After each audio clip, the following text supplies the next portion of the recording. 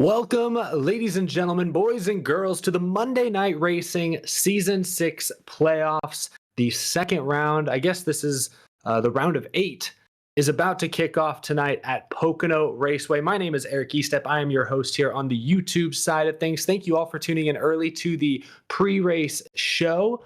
Green flag is scheduled to fly just past the top of the hour, but you're here early, which means you guys get to kind of get the lowdown on what's going on, where we're at in the playoffs. If you're new to Monday Night Racing, who the key players are.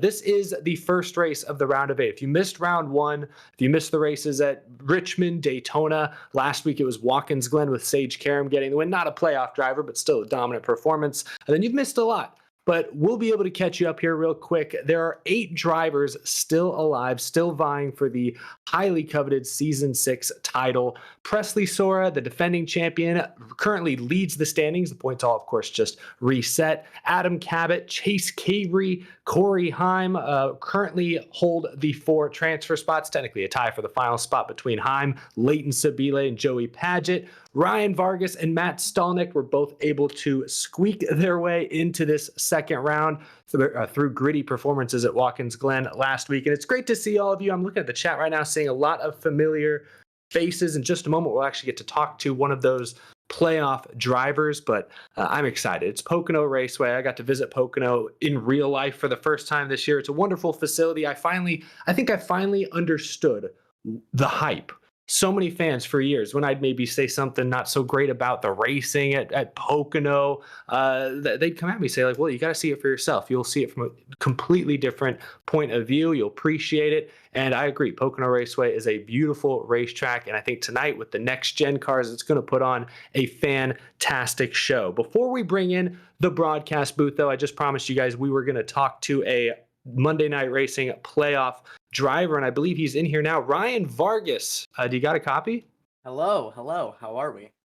I'm doing great. I can't speak for everybody, but I'm doing pretty well. I hope you're doing well as well. I saw just before we went green tonight, before you started streaming yourself, that you announced a new sponsor tonight that's on your car. What can you tell us about that? That's pretty cool. Yeah, FFO is a good partner of both Critical Path Security and myself now through the iRACING stuff. So that's been a lot of fun. Always cool to welcome new people to the sport, whether it be virtual or in real life. So FFO for wealth and family management. I highly recommend you guys check them out. They're, like I mentioned, very good partner of Critical Path Security, one of my main partners. So those watching, check them out. Give them some love for supporting myself and supporting racing at this level. It's pretty cool. Absolutely. And speaking of racing at this level, you have made it to the round of 8 of the Monday Night Racing Season 6 playoffs. You kind of squeaked through in that last race at Watkins Glen, but you're here. So how do you approach this round? Only 2 races, so you got to be at your best immediately, right? Yeah, I mean, this season is going very similar to last season, albeit a lot less smooth. Just I went into this season with the idea of top 10ing myself through the playoffs, but as the playoffs grew closer, I just kept getting wrecked. And so it was just a matter of finishing races, it seemed to be. And Watkins Glen was no different. We got turned on the first lap by a little bit of aggressive driving / net code, and then survived the race. So I'm excited for tonight. A little bit more my wheelhouse. We're doing oval, I guess you could say triangle racing. But my FFO Critical Path Security Chevy looks pretty good. Awesome stuff. Yes. And speaking of triangle racing, Pocono, what's it going to take to be great there tonight? What's the secret? If there is a secret, how do you feel about your chances of maybe getting a win tonight and locking yourself into that championship 4? Man, Corey Heim and Chase Cabrey are both very fast tonight. I'm third on the board right now. It's really just going to come down to being smart and being there at the end. I think, if we could play our strategy right, play, tire and fuel, or maybe catch a good caution, maybe we can luck ourselves a pretty decent, top 3 run. But really, like I mentioned before, it's just all about being there at the end. When that checkered flag falls, you want to be in contention. Absolutely. Well, Ryan, we've got a lot of fans of yours here in the YouTube chat, so they'll be cheering you on. And I just got word you'll be our Toughco Flooring in-race reporter tonight as well. So hopefully we'll get to talk to you during the race. Hopefully things are going well for you. But thanks for joining us on the pre-race show, Ryan, and good luck tonight at Pocono. Thank you, guys. Ryan, before you leave, I got a quick question for you. Oh, God. Okay, what's up? Well, first off, you're my pick, so just want to throw that out there. Second, how many turns does Pocono have? 5 turns. 5 turns Oh. Pocono has. For the love of No. Come on, here's my Vargas. example. Here's my Come example, on. right? So turn 1 and 2, turn 1 and 2 at Pocono is based off of turn 1 and 2 at Trenton? What is it? I can't remember the track. It's based off of turn 1 and 2 somewhere. I don't know where. And then the tunnel turn is based off of one individual corner of Indianapolis. One individual corner of the 4. Okay. That makes it 1 turn. And then the final corner, or turns 4 and 5, is based off of turns 1 and 2. And that's at Trenton, right? I can't remember. But I know the corners are based off of turn 3 is based off of 2, turn 1 is based off of 2, and then the tunnel turn is based off of 1, which equals 5. I think that makes sense. So are we racing at a Pentagon tonight? Should we just nickname Pocono the Pentagon? Yeah, yeah, we're racing at the Pentagon tonight. My geometry is not too great. Well, thank you for joining us, Ryan. With that being said, you guys just heard from them a moment ago, but I guess we can bring in the broadcast booth. Blake McCandless, Jacob Hitz, and Kenneth Bueno calling the action tonight. Blake, what's going on with you this evening? Well, other than interrupting your interviews, Eric, we have a lot of fun planned for you here tonight as we embark upon the Pocono Raceway for tonight's Monday Night Racing Pro Series presented by Interstate Batteries race of yet another round of this Season 6 playoffs. I'm Blake McCandless along with Kenneth Bueno and Jacob Hitz, and we may not agree on how many turns there are here, Kenneth, but one thing is certain, Pocono is going to be a tough challenge for these guys tonight. Lord, I am on the 3-turn gang, by the way. I do not want to get into any more debates about how many turns Pocono has, but this round and this race in specific, Blake, is going to be so very important to the drivers in the playoffs. And I'd argue that this round of 8, is going to be the most pivotal, probably more than the championship race at Homestead in a couple of weeks. You only have 2 races to fully execute. The pressure is under these drivers, a lot of them being rookies, in fact. So these 2 races, very interesting tracks in Pocono and Chicagoland, and different combos at stake. You're going to really have to put your 150% if you want to make it to that championship round. This is the first step of probably many that will be taken by each and every playoff driver, and that means, Blake, that we're going to be in for a show. That's for sure. We're going to be in for a real show, and Jacob, I think what gets really interesting when you look at pit road and you just look at Pocono in general, if you look at racing history here, this racetrack always has a tendency to have races that play out by strategy, and that is going to be something that is weighing pretty heavily on these drivers' minds. Strategy is definitely going to be a big part of the race tonight, I would think. There have been times where we go into an M&R race and think we're going to have a lot of strategy on pit road, and then we get some predictable cautions that can kind of take all that strategy out the window. But we've got a long race tonight. 80 laps, 200 miles. That's half the distance that they run on the Cup Series side here. So it's going to be a grueling race for these drivers as far as trying to keep the tires underneath them, trying to save enough fuel. And the calculators, Blake, they're going to be smoking all night long on the virtual pit boxes, trying to figure out how long they can make it on fuel, how far they can stretch it. And if we can get a long green flag run or 2 in tonight, I think that could open up the window for some drivers to take a shot and try and pull some strategy, especially those in the playoff picture that are just trying to find a way to get points any way they can. Well, speaking of the playoff picture, let's take a look at what transpired. Of course, everything that happened at Watkins Glen, we ran the Porsches at the boot. A lot happened to get the 4 drivers out of the playoffs that you see at the bottom left-hand side of your screen right there. Garrett Smithley, David Schildhaus, Nick Olson, and Colin Fern. Leaves us with these 8, Kenneth. Yeah, and last week at Watkins Glen was very stressful for a lot of the drivers, including Matt Stolnick, who was looked to be out of the race at the end, and all of a sudden, things found to turn his way. He's in the playoffs here for the round of 8. He gets to survive another 2 races before going to Homestead of Miami Speedway. But the one thing I noticed here, Blake, is the fact that we still have a lot of rookies in this playoff hunt. Corey Heim, Chase Cabry, Joey Padgett, in their first full-time effort in Monday Night Racing, are all still very contentious, running for the championship And then you have guys like Presley Sora, a lot of weight on his shoulders to defend his crown. Adam Cabot, who's been to the championship for so many times and got eliminated in this round last season. And then you've got guys like Lane Sabile, Vargas, and Matt Stolnick who can come out of nowhere and provide heavy punches. This is a very stout playoff field. And with these two oval races on tap, these guys are very good at these types of tracks and combos. It's going to be very competitive. It certainly is. And Jacob, when you think about the fact 2 races, and when you look at the quality of drivers that we eliminated in round 1, this reminds me of an open convention almost. It is just a wide open race, I think, in terms of who we're looking at to be the championship 4 in 2 weeks' time. It's really a mixed bag. You know, there are, I'd say all 8 of them really have a decent chance to make it. It just depends on where everything shakes out. You know, Presley Sora coming in as defending champ. Adam Cabot, he has a championship under his belt from 2 seasons ago. Both drivers seem to be on the cusp of making it to the championship 4. Chase Cabry and Joey Padgett, the 2 rookies that have been stellar all season long. Add Corey Heim into that list as well, at least full-time. Leighton Sabile has been strong down the stretch. He could make a run at it here, depending on what happens at Chicagoland next week. And then you have Vargas and Stolnick. I think they're really the 2 outliers. Vargas, you know, struggled to keep the car clean coming down the stretch toward the playoffs. He was able to knock that off, though, and put together some decent races. Watkins Glen was a little adventurous, to say the least, but he was able to get it done. Matt Stolnick, we know he had a rough go of it at Watkins Glen last week. All he needs, 2 races. 2 solid races, 1 tonight, 1 next week at Chicagoland. And Chicagoland, very familiar amongst the MNR crowd. And Matt Stolnick could be able to point or even win his way in to the championship 4. Very interesting indeed. We'll see how it all shakes out as we take a look here at the Tricky Triangle, Kenneth.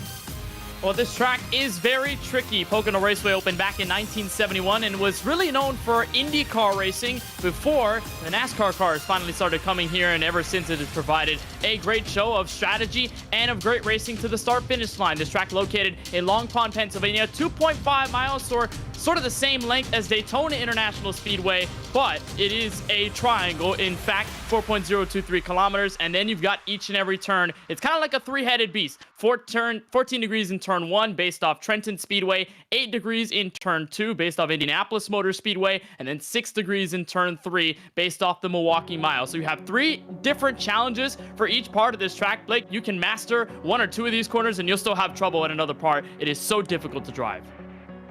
Hard to get all of them dialed in exactly the way that you want it, but that's what makes racing here at Pocono so unique and so interesting. And by the way, this is the 2nd iteration of Pocono Raceway that has been released on the iRacing service. One was scanned back in 2009. This one, obviously, when they repaved this place, they did so in iRacing as well. And that is the version of the racetrack that we will be racing on tonight. So when we get back, we are getting ready to tackle Pocono here in the Monday Night Racing Pro Series presented by Interstate Batteries. As you can look on the left-hand side of your screen, you can see our grid rival matchups for tonight.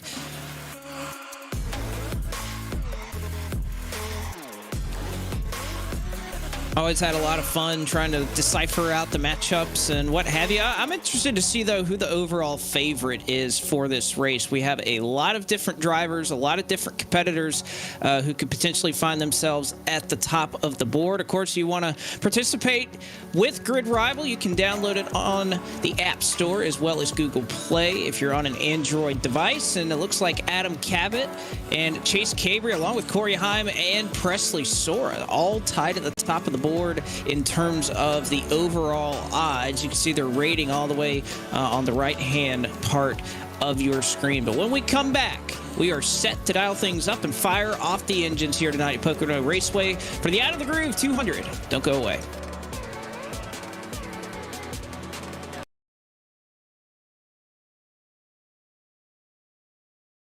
FrontStretch.com, providing up-to-date news, analysis, and commentary on all the latest in the world of motorsports. Check out Front Stretch YouTube page for post-race content after the checkered flag waves for most NASCAR events, giving you up-close interviews with your favorite drivers and the stories that matter each weekend. For the best seat of the track and the best view on the web, visit FrontStretch.com. This is an Interstate battery. More pros trust this than any other out there. Yeah, more pros. More. Even more pros. Keep going, Moss.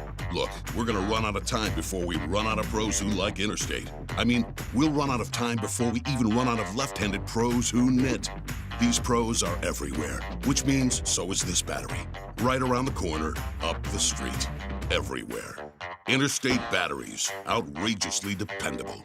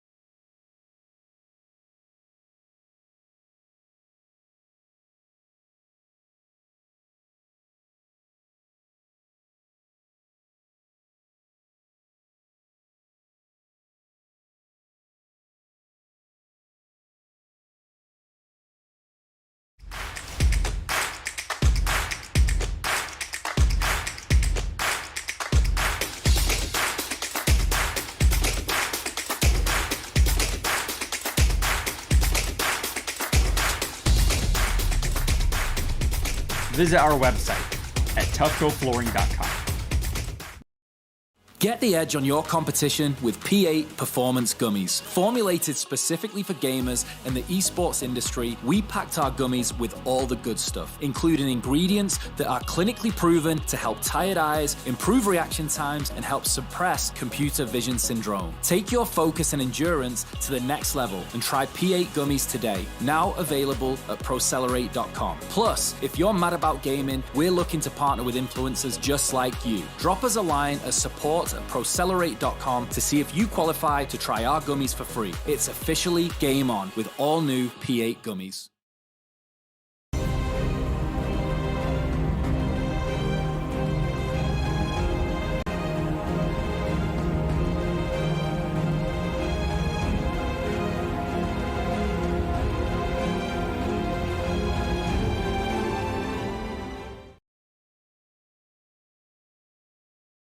Back with you here from Pocono Raceway for Season 6 of the Monday Night Racing Pro Series presented by Interstate Batteries. Again, it's the running of the Out of the Groove 200 at Pocono. Of course, we have a lot of fans out there who are watching tonight on that YouTube channel with Eric Eastep. We appreciate him partnering with us for the playoffs once again here in Monday Night Racing, and we hope that you enjoy the racing that these drivers will put on for you tonight. A little bit delayed than what we usually are. It was the Xfinity test going a little bit long at Charlotte Motor Speedway earlier today, the NASCAR Xfinity Series. And you think about everybody that's in this league, a couple of conflicts, at least with that test, forced us to delay this by about roughly an hour or so. But once we drop the green flag, it is the same as if we were rolling off at 8 p.m. Eastern time. Let's go ahead and take a look at our picks for tonight. You already heard from mine a little bit earlier in Ryan Vargas, but it looks like we are pretty heavy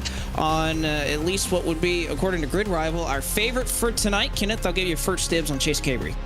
Well, Eric and I have got the same pick. We've got the same mindset in terms of this race. Chase Cabre is one of the most consistent drivers and one of the strongest when it comes to any type of combo, most notably these oval races. I think back to a tricky oval combo we had earlier in the campaign, Twin Ring Motegi with the ARCA car. Chase Cabre dominated the last half of that race and just ran away with it. So I'm expecting him to do the same, thing he did at Richmond to start off the initial round of 12, get to victory lane, lock himself in the championship 4.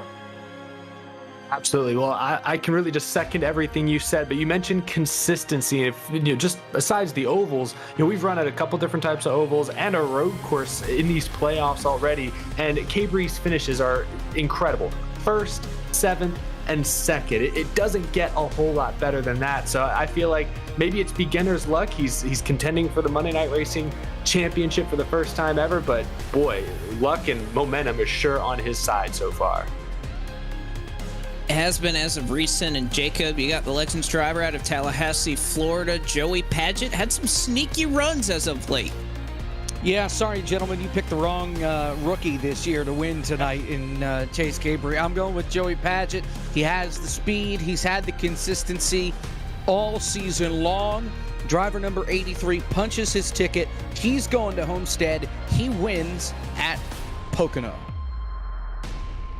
And again, I think we heard from him earlier. We may not agree on about how many turns there are at this racetrack, but I think Ryan Vargas has something up his sleeve for tonight, especially on how he nearly left the playoffs last week. I think he's got something to say and wants to lock his way into the championship 4 in 2 weeks' time and not have to worry about next week and just be able to chill out and wait before we get things going. It looks like qualifying has just wrapped up here at Pocono Raceway, as we will get a look at our BST Shock starting grid. And as he has many times this season, Corey Heim starting up front, and the winner of your Roasted Gems Coffee Pole Award, 54.666 seconds for the driver of the 51 EPI Toyota. He goes off from first, and DJ Cummings will roll off from the second position. Starting in third tonight will be car number 5. That is Bailey Turner. Alongside him will be Reed Wilson in the number 66 machine. Defending champion and looking to get back to the championship 4 this season, Presley Sora will start in 5th, with Ryan Vargas. He'll roll off from the 6th position tonight. Connor Berry starts in 7th, the O2 machine. Adam Cabot, a champion of 2 seasons ago, will roll off 8th. Colin Fern, eliminated from the playoffs last week, starts 9th, but is a threat to win tonight, along with Gary Sexton, who starts in 10th. In row number 6, you will find a pair of playoff drivers, starting with Lane Sabile in the 25 out of Hog Tamers, the team, and Joyride, represented by Joey Padgett on the outside in P12. Ronnie Osmer, after a strong run at Watkins Glen a week ago, he starts 13th. David Schildhouse in the number 20, he's on the outside in P14. Robbie Lyons, the driver out of Seminole, Florida, Season 3 champion, is inside the top 15 when we get the green from Pocono. Joshua Slate will be on the outside in P16. That's row number 8, before you find the final 2 drivers in row number 1, or rather the final 4 drivers to your top 20. Nick Olson, Matt Stolnick. Stolnick dead last in the playoff picture coming into tonight's event. Then the final 2 in the top 20, 19th and 20th. Glendale, Arizona's Devin Henry in the 77, and Justin Malillo out of FTF Drivers Club. Ford Martin will roll off from the 21st starting position. Chase Capri from 22nd. Brandon Brown and Jordan Buster back here in row number 12. They'll roll off 23rd and 24th. Sage Karam, the 2-time winner this season. Steve Lafont lining up to the outside for Karam. Hometown track for him, or at least home state track for him. James Bickford, Max Kennan, a couple of former playoff drivers back here in row number 14. Michael Massey and Stephen Ellis rounding out the top 30. Going 31st is Chris Weaver, followed by Michael Fisher in 32nd. Last driver to take time tonight was Mark Rabillis, who will start in 33rd. And 3 more drivers elected not to put down a time in qualifying tonight. That is George Belfans, who starts 34th, Brett Baldeck from 35th, and Case Collenbach, who was a little bit busier earlier today at the Charlotte Motor Speedway, will start in the 36th position tonight. So 36 cars set for 80 laps, Eric, around this Pocono Raceway. We've had a pretty hectic playoff so far. I think Pocono has the ability to be somewhat of a calming race, but with just 2 races left until the Championship 4, I don't know if we can say that for certain.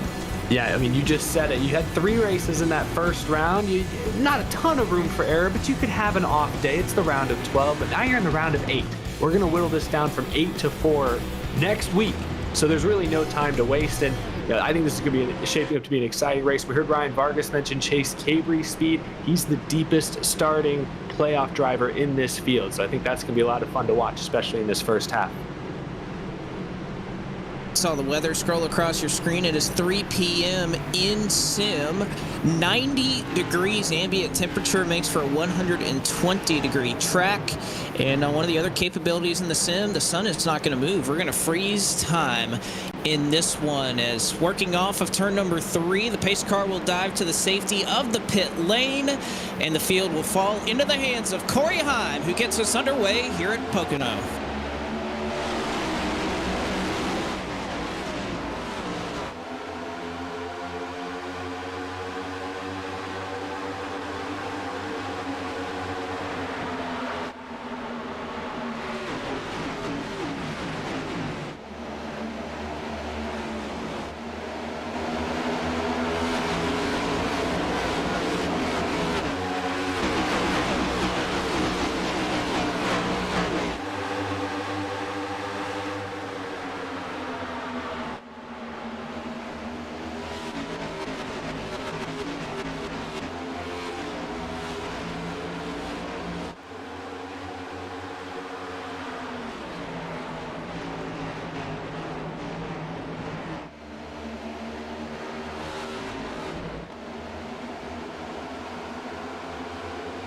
Things have settled out front, but they were looking 3 wide, and in fact they were 3 wide back in the pack around the 7th position. But here comes DJ Cummings down to the inside of Corey Heim, looking to take the lead into turn number 1.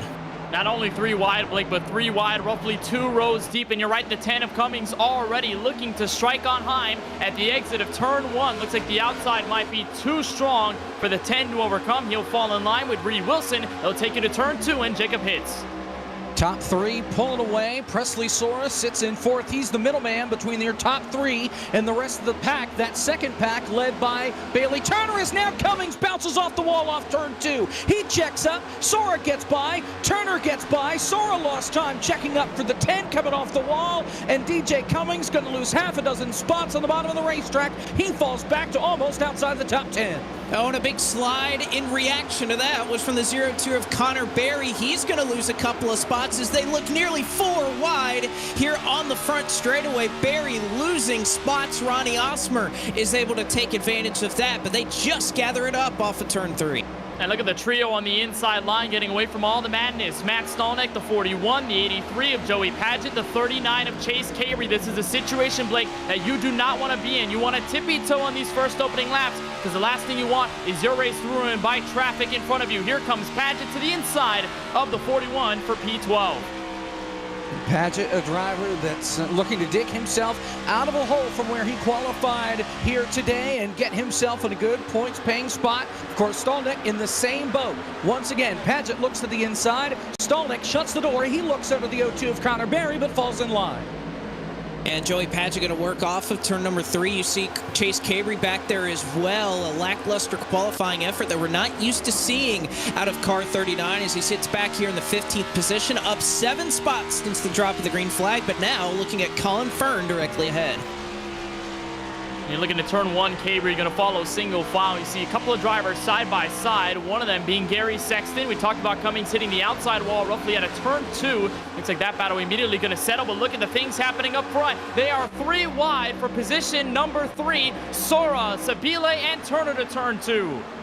Bailey Turner wise to back out of it. Now wheel to wheel for third place. Meanwhile, car in the wall behind him. Connor Berry off the pace. He's going to lose almost a dozen spots off the corner. You ride on board with the 17 of Adam Cabot right in the thick of it. Sora and Sabile wheel to wheel off turn 3.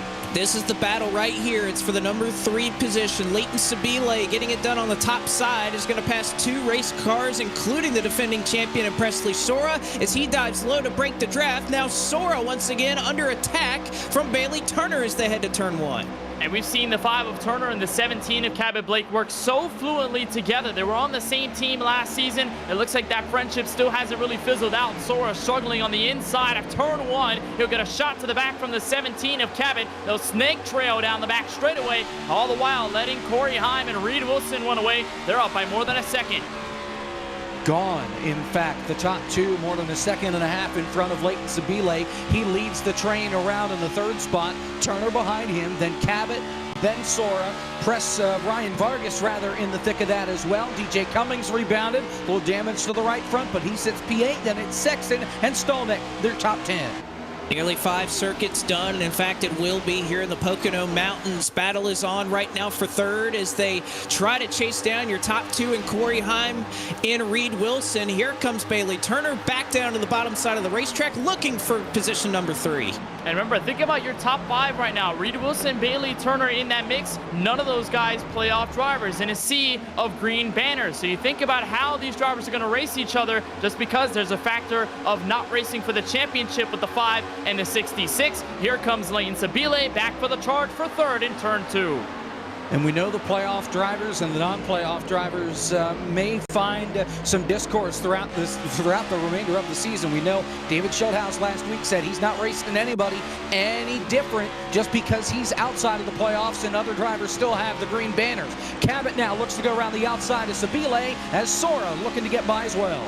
And a slide off the corner there on the bottom side of the racetrack was Leighton Sabile. Adam Cabot going to be able to take advantage and take the number 4 spot. Nearly contact on the front straightaway. Sabile trying to side draft the ever-living heck out of Adam Cabot in turn 1. And Sabile is stuck right now in turn 1. Yes, he has the shorter way around the racetrack, but he is not in a draft train, and that's one thing you need, importantly, at a track like Pocono, so large, and with these next-gen cars that can gather such huge runs on the back bumper of somebody, you need to be single file. Sabile takes note of that. He goes inside. He's P6. Nice battle inside the top 10, though, behind them. Yeah, that's Ronnie Osmer that I'm not sure if he slipped in turn 1 or what happened, but he was a little off the pace. He keeps the car rolling, though, now under some pressure from behind by Robbie Lyons, but the field makes their way now back to turn number 3, side by side for third. Cabot underneath Turner. He's got the position off the corner. Yes, he does. Adam Cabot able to get just clear enough and avoid that side-by-side battle behind them. So Adam Cabot out of Glen Gardner, New Jersey, looking to try and become a 2-time champion here, will lead the field from the 3rd position into turn 1. I saw one driver in the back get loose out of turn 3. That was the 29 at Bigford. Almost hit the outside wall and traveled down the racetrack. He keeps the car straight, so we'll stay green. Could have been our first big scare as of lap 8. There's a look on board with the Charlotte Phoenix number 29. Championship 4 driver from a season ago. Looks like he's already struggling with the rears in 8 laps time. Here comes Ryan Vargas in that 26, new sponsor on the race car, trying to get by Presley Sawyer, defending champion. That's for position number 6. Vargas, wheel to wheel, headed to turn number 3, as the cars now in front of them starting to pull away a little bit. Stolnick stuck behind. Sora up the racetrack as Vargas misses the bottom of the corner. Oh, you can see a slide out of Ryan Vargas. A lot of cars looking particularly loose down there in turn number 3 that we talked a little bit about earlier, being modeled after the Milwaukee Mile. But Matt Stolnick finds himself in a good position, riding right here in 7th. And if we stay where we are, track temp of 121, Blake, you're really going to have to take care of those rears, and we're seeing a lot of aggressive driving. I'm not sure whether it's a case for track position or if it's just a case of trying to race each other, because the last thing you want to do is burn up your equipment. If we get in a long green flag run, here comes Chase Cabry to the inside of Ryan Vargas for P9. And you know, Chase Cabry going to be aggressive early and often throughout this race, knowing that he has a shot to lock himself into the championship 4 here from Pocono. Now right to the back bumper of the 41 of Matt Stolnick. He looks to the outside in turn number 3, can't get it done. Vargas peeks underneath him. Cabry closes the door. Cabry will keep that door shut. Meanwhile, back up front, it has been just 2 drivers who have managed to pull away from the rest of the field, and you can see it right there on your screen. Corey Heim has led every lap since the drop of the green flag here in the Out of the Groove 200. Reed Wilson has been right in line along with him, and Eric, I think these 2 have kind of seen all the battling going on behind them, and I think they like what they're seeing so far. Absolutely. The view out of Corey Heim's windshield is the best on track right now. And speaking of that 51, a bunch of folks in the chat were debating the best paint schemes. Tornado, who's watched, I think, every race so far in these playoffs, he's been here every single stream, thinks that Corey Heim's got the best paint scheme on track. I threw out the beautiful purple Shaq Eyewear 98 car. I think that looks pretty great. But gentlemen, do you have a favorite paint scheme on track so far? I got to tell you, at least the one paint scheme that's really caught my eye, and Corey Heim has certainly done that, but I'm looking at Tufco Flooring, Leighton Sabile, that number 25 car. There's something about just a simple stripe, the bright neon yellow numerals that are on that Chevrolet. I just really like it. It's simple, has a little bit of flair to it, though, so I don't know, guys. I'm looking at the 25 as one of my favorite paint schemes out here. That's not bad. That's not bad. But I have full bias. Miami Vice. You have to go with Chase Caber. He's a Florida native. I'm a Florida native. I love the teal and pink whenever I see it out on a racetrack or really anywhere, as Caber goes to the inside of Stallneck, who washes up at a turn 2. But I love the Miami Vice colors. You can give it to me any day of the week, and I'll still treat it like it's brand new. I love it. I will say I agree with Blake a little bit. When I saw the 25 from a distance where I'm at in turn number 3, I was like, who in the world is in that car? Oh, it's Leighton Sabile. There's some color on his race car. He's pretty much been in black, gray, and white most of the season. You know, Eric, I'm surprised you didn't pick Case Collenbach as your favorite car, considering your face is on it.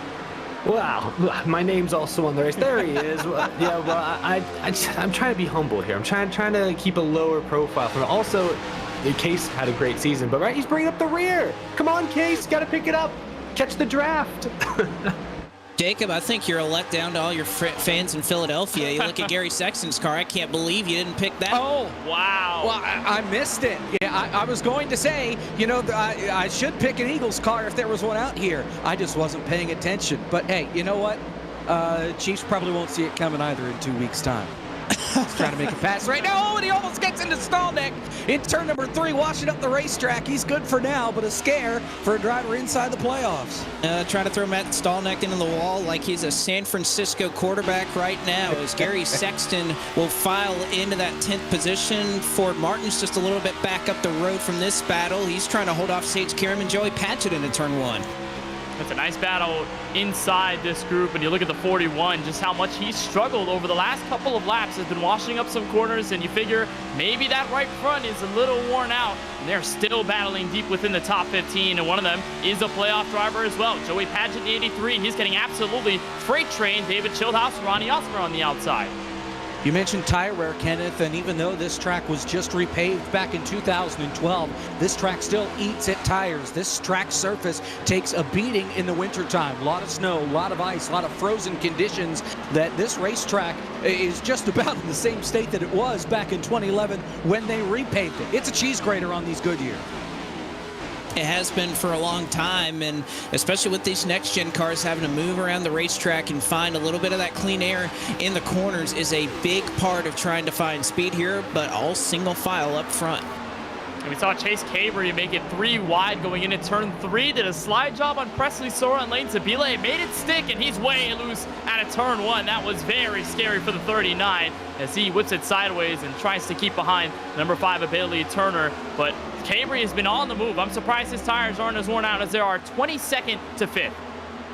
17 spots. For those of you not wanting to do the math, that's how far he has gone. Oh man, Leighton Sabile washes out coming off turn number 2. Rear end kicks out off the corner, but he's okay. Right on board with the 39. You see the 98 out the back window. The 5 of Billy Turner out in front of him. That's Caber's next victim. He'll set his sights on Bailey Turner right now, running in that 4th position. And, you know, not only, okay, you've seen your top 2, they've broken away by a little bit, but Cabot made a little bit of ground up these last couple laps on them. And you know why, Blake? It's because they're single file. They've stopped battling, or at least it turned side of the top 4, because now they're battling for position inside 5th. That's Chase Caber, Presley Sora now going at it exit turn 1. But that's what you have to do. If you want to catch up, you need to be single file. You can't just keep switching positions, because it's only going to get worse for you at the end. When you also have to wonder how much tire saving Heim and Wilson have done out at the front of this field, because they have absolutely pulled away from everybody else, probably not saving their stuff all that much. Otherwise, I think they'd be at least in the ballpark of the rest of your top 10. So maybe they've hit the wall as far as their tire life is concerned, and that's what's allowed Cabot to reel them in. Cabot's done a solid job, though. Not a lot of drafting help with him, but a lot of clean air on the front nose of that number 17 machine. But further back, again, we have still had some amazing battles. Leighton Sabile trying to hold off Ryan Vargas into turn 1. Yeah, Vargas really charging again. The new sponsor, the FFO machine here on the Chevrolet Camaro, raced it last week at Watkins Glen and re-upping for Pocono after his great finish and advancing into the round of 8 for the playoffs. It looks like everybody is single file. I think the first side-by-side battle might be for P9. Colin Fern picking to the inside of Stolnek, almost making contact. And Colin Fern, another driver that I'm sure not going to race the playoff drivers any differently now that he's on the outside after the first round. And he takes advantage right there, blows by Matt Stolnek. Stolnek now is still up 8 spots from the drop of the green flag, but starting to slip a little bit in that 41. He's starting to slip indeed. And speaking of slipping, there are drivers all over the place off of turn 3. Chase Cabry, Presley Sora, Leighton Sabile, a bunch of drivers kicking that car sideways at a very tough part of the racetrack. Here comes Sabile down to the inside of Presley Sora. And just like last week, Blake, at the road courses where mistakes could take you out of the race or drop you a bunch of positions, it's the same way here. Because of how strong the draft is, you get a little bit slippery like that, like Sora did out of turn 3. All of a sudden, you're under fire by a couple of drivers behind you. Sora is able to escape for the moment. And that could be one of many if he continues to get a little uncareful. And I know talking with Presley in past weeks about the playoffs, he said, I'm more worried about the guys that I'm racing taking me out than I am about myself taking me out. That's a rare mistake, I think, from driver number 98. Self-inflicted. Has to limit those, even though he's high atop in the standings. Has to be careful because the safety net he once had, pretty much gone. It's starting to look that way. Here comes Chase Cabry down to the inside. This is for 4th. Cabry down several lanes from the number 5 machine just above him. Presley Sora trying to shove that car into turn 1, but here comes Cabry with the move.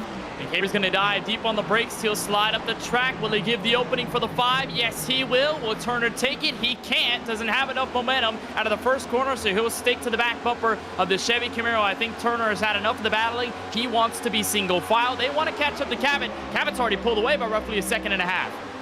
Meanwhile, guys, back to Matt Stolnek. He is being freight trained right now. Sage Karam has passed him. David Schildhaus has passed him. Gary Sexton just passed him. He got loose, so did Stolnek. DJ Cummings looks to the inside. That's a teammate of Stolnek. Stolnek able to cover the spot, but still lost 3 positions in 1 lap. Car 41 not up to pace as far as the other drivers. Well, and it looks like it's not going to get any easier. You can see a big run right behind him from DJ Cummings, who started on the outside of the pole a little bit earlier. He finds himself in the 14th position right now, so falling back just a little bit. But Stolnek trying to recover as they had to turn 1 just behind Gary Sexton. And that's a good point, but he's not the only playoff driver in trouble around your top 20. You look a couple of spots back on the inside of turn 1. That's the 83 of Joey Padgett, rookie driver. So these two struggling on the opening run. Robbie Lyons looking to the inside of Padgett. This is going to be for 18th. So now you question, Blake, how does strategy play out if you stay green? For the 41 and the 83, how drastic of a change do you have to make to gain track position? Well, in the 41 of Stolnek really just backed up turn 2. That caused DJ Cummings to check up, as did Ford Martin. That allows Ronnie Osmer to get onto the scene. Connor Berry is there as well. Here comes Cummings now to the inside for position number 13. They'll be side by side off turn 3. Cummings down on the bottom side of the racetrack. Stolnek all the way up top, and they're going to touch. Stolnek into the wall. He saves it and keeps on rolling, but contact off at turn number 3. Stolnek into the fence, and they're looking to go 4 wide to get by that ailing 41 machine.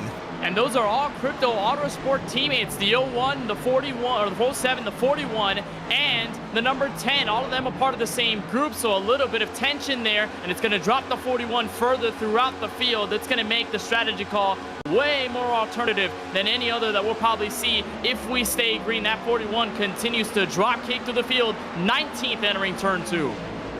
We'll see how long these drivers decide to wait until they start to come onto the pit lane. One car bounces it off the outside wall coming off turn number 2. That's Joshua Slate trying to get by the 41 of Matt Stolnek. So Stolnek now back to position number 20 here, coming through turn 3, at least fighting for that spot. And that is tough, and there are going to be a couple of takers onto the pit lane. Matt Stolnek, DJ Cummings, and Ronnie Osmer. So all of those teammates, Jacob, just before they come into pit, they make contact. Do you think that that could have influenced this call to come down pit road, or was this something that was scheduled beforehand? But nevertheless, going to split this race into 4 different stints is this Crypto Autosport team. That's what it's looking like here, because we're at lap 20, so we're a quarter of the way through the race, or sorry, 20 laps are complete.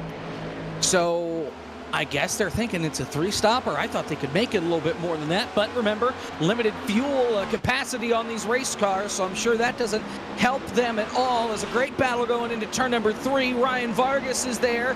That's Sage Karam that's there. David Schildhaus, teammate, right behind him. Oh, it is close quarters. Oh, Schildhaus into the wall and around. Oh, he saves it, but the caution is thrown. Schildhaus looked like he was about dead to rights there off of turn 3. Tagged the outside retaining wall in the front straightaway. Kind of overcorrected in what is a very common mistake with these next-gen cars. And boy, did Crypto Autosport just fleece the entire field because they came down pit. They did not go a lap down, and they're going to start the race as the leaders now, assuming that everybody else pits. I was about to say, that's a heaven-sent circumstance for the two drivers of Crypto Autosport and Ronnie Osmer, because the great thing is there's not going to be a tire difference. They came out of pit road as soon as that caution flag waved, so everyone's going to be on an even playing field, and that's going to be large. And I wondered for a while with the 41 and the 83, how alternative did they have to get? How far from the grain did they have to go on pit strategy to get up to the front? It looks like it just happened to luckily fall into the lap of the number 41 at Stallneck. An unbelievable call. Great caution at the right time. He's going to be up front. We talk about strategy making a huge difference, and whether you could be battling for a championship, it may have just played out for Matt Stallneck, who, again, we assume will resume the lead, or at least he and his team will jump in front of the field and kind of leapfrog everybody when they catch up to the field and eventually make the trip down pit road. So a big shakeup in this race, but hey, that's Pocono. It is to be expected at a racetrack like this. We'd like to remind you, though, that Interstate batteries are built to top industry standards. Interstate Batteries has been the technician's choice for 9 years and counting. Powered by a distributor network of 300 wholesale warehouses and backed up by more than 150,000 dealers around the world, as well as 200 all-battery center franchise stores, Interstate seeks to deliver the most trustworthy source of power to the world every single day. Interstate Batteries, outrageously dependable and proud partner of the Monday Night Racing Pro Series presented by Interstate Batteries. It has been a fun opening quarter of this race. Blake McCandless, Kenneth Bueno, Jacob Pitts, and Eric Estep on the call with you here from the Pocono Mountains in the Out of the Groove 200. And boy, do we have some pit stops here that could kind of have a big impact here, Kenneth. Yeah, this is going to be big, and we wonder here how Corey Heim and Reed Wilson might come out of the group, and especially with their lead eradicated, with Adam Cabot, Chase Cabre, Presley Sora, all those guys now tucked up behind them. It's going to put a little more pressure on the guys up front to have a solid and clean pit stop. We should obviously expect 4 fresh tires and some fuel to make it to the next stint. But my question really is, how is this going to change the race if we stay green from here on out, and how it's going to affect the way these guys come in groups? So look at Corey Heim. He's going to overshoot the pit box, so he's going to lose a bit of time. Jack's already up for the likes of Presley Sora and some others. In the 51 in, also have word Jacob Pitts that Stallneck is in a second time. Yeah, so 2 of the 3 drivers that pitted before the caution flag decided to stay out. That was Ronnie Osmer and DJ Cummings. The problem is Stallneck, he has a lot of damage on that 41. That's why he's back on the pit lane right now, getting some of that damage fixed. Because if you don't fix the damage here, frankly, you're going to be in trouble. Because aerodynamics really, really matter here. And we'll have to see, how Stallneck can recover from this, because he had the right strategy, pitting and then getting the caution. Problem is he can't cash in because of the damage that he sustained from getting into the outside wall under green. Oh, wow, that is tough. We thought that he was in a perfect position. And yeah, we do know this is Pocono. If there's any damage you want to fix, this is such an aero-dependent racetrack that you really can't afford to tough it out and see if it's going to improve. It's not really going to do that. But let's see if we can't catch up with one of these drivers. They can give us a lowdown on how things are feeling out there at Pocono tonight. Ryan, this is Blake McCandless in the broadcast booth. You got us? I got you loud and clear. All right. Well, thank you for taking the time, Ryan. You've had about, let's say a little over 20 laps to kind of figure things out here tonight. How does the car feel, and anything you can kind of take away from that first run? I mean, really the biggest thing is just keeping the right rear underneath the race car. This thing is so stiff, so edgy. It's so easy to slide the rears, especially on the exit. I started forcing myself to kind of keep the car in 5th gear more to try and keep the rears underneath me. But this FFO Critical Path Security Chevy, I mean, it's decent. I think I could run top 5, but it's just dicey back here. It's really dicey, edgy. The car's edgy and the racing's dicey, so it just leads to a mix of craziness. We've seen a lot of different drivers having to work together and kind of balance wanting to battle versus kind of pushing another car and giving each other some draft. Is that something you kind of have in mind here on this restart? Yeah, definitely. I mean, if you're a single car and you jump to the inside and you can't clear that car on the top, it's gonna get very difficult to get back in line, because once you're stuck on that low side, everybody just freight trains you on the top. So you got to make your moves quick. But that's racing. All right, Ryan, well, we'll let you get back to it. Thanks for taking the time to speak to us, and good luck the rest of the way. Thank you. All right, ladies and gentlemen, that was Ryan Vargas, our Tough Go in-race reporter for the Out of the Groove 200. Ryan lines up 9th, just behind Corey Heim, who up to this point has dominated this race. So as we were talking about earlier, 3 cars managed to pit the lap before the caution came out. Ronnie Osmer and DJ Cummings were 2 of those 3 machines. They right now sit on the front row with pretty much fresh tires, exact or at least evened out with the rest of the field. Then you have Reed Wilson, Adam Cabot, and Chase Cabry, your first 3 drivers who came down and got service to their race car and made their way off of pit road. So Pate's car will once again dive down to the safety lane. First restart of the night tonight as Ronnie Osmer, a great jump out of the Geico restart zone. Green flag is in the air, and Ronnie Osmer ahead by about a car length over DJ Cummings. He'll slide up by to the top side, and Adam Cabot will shove that 10 car to turn 1 as they're 3 and 4 wide behind him.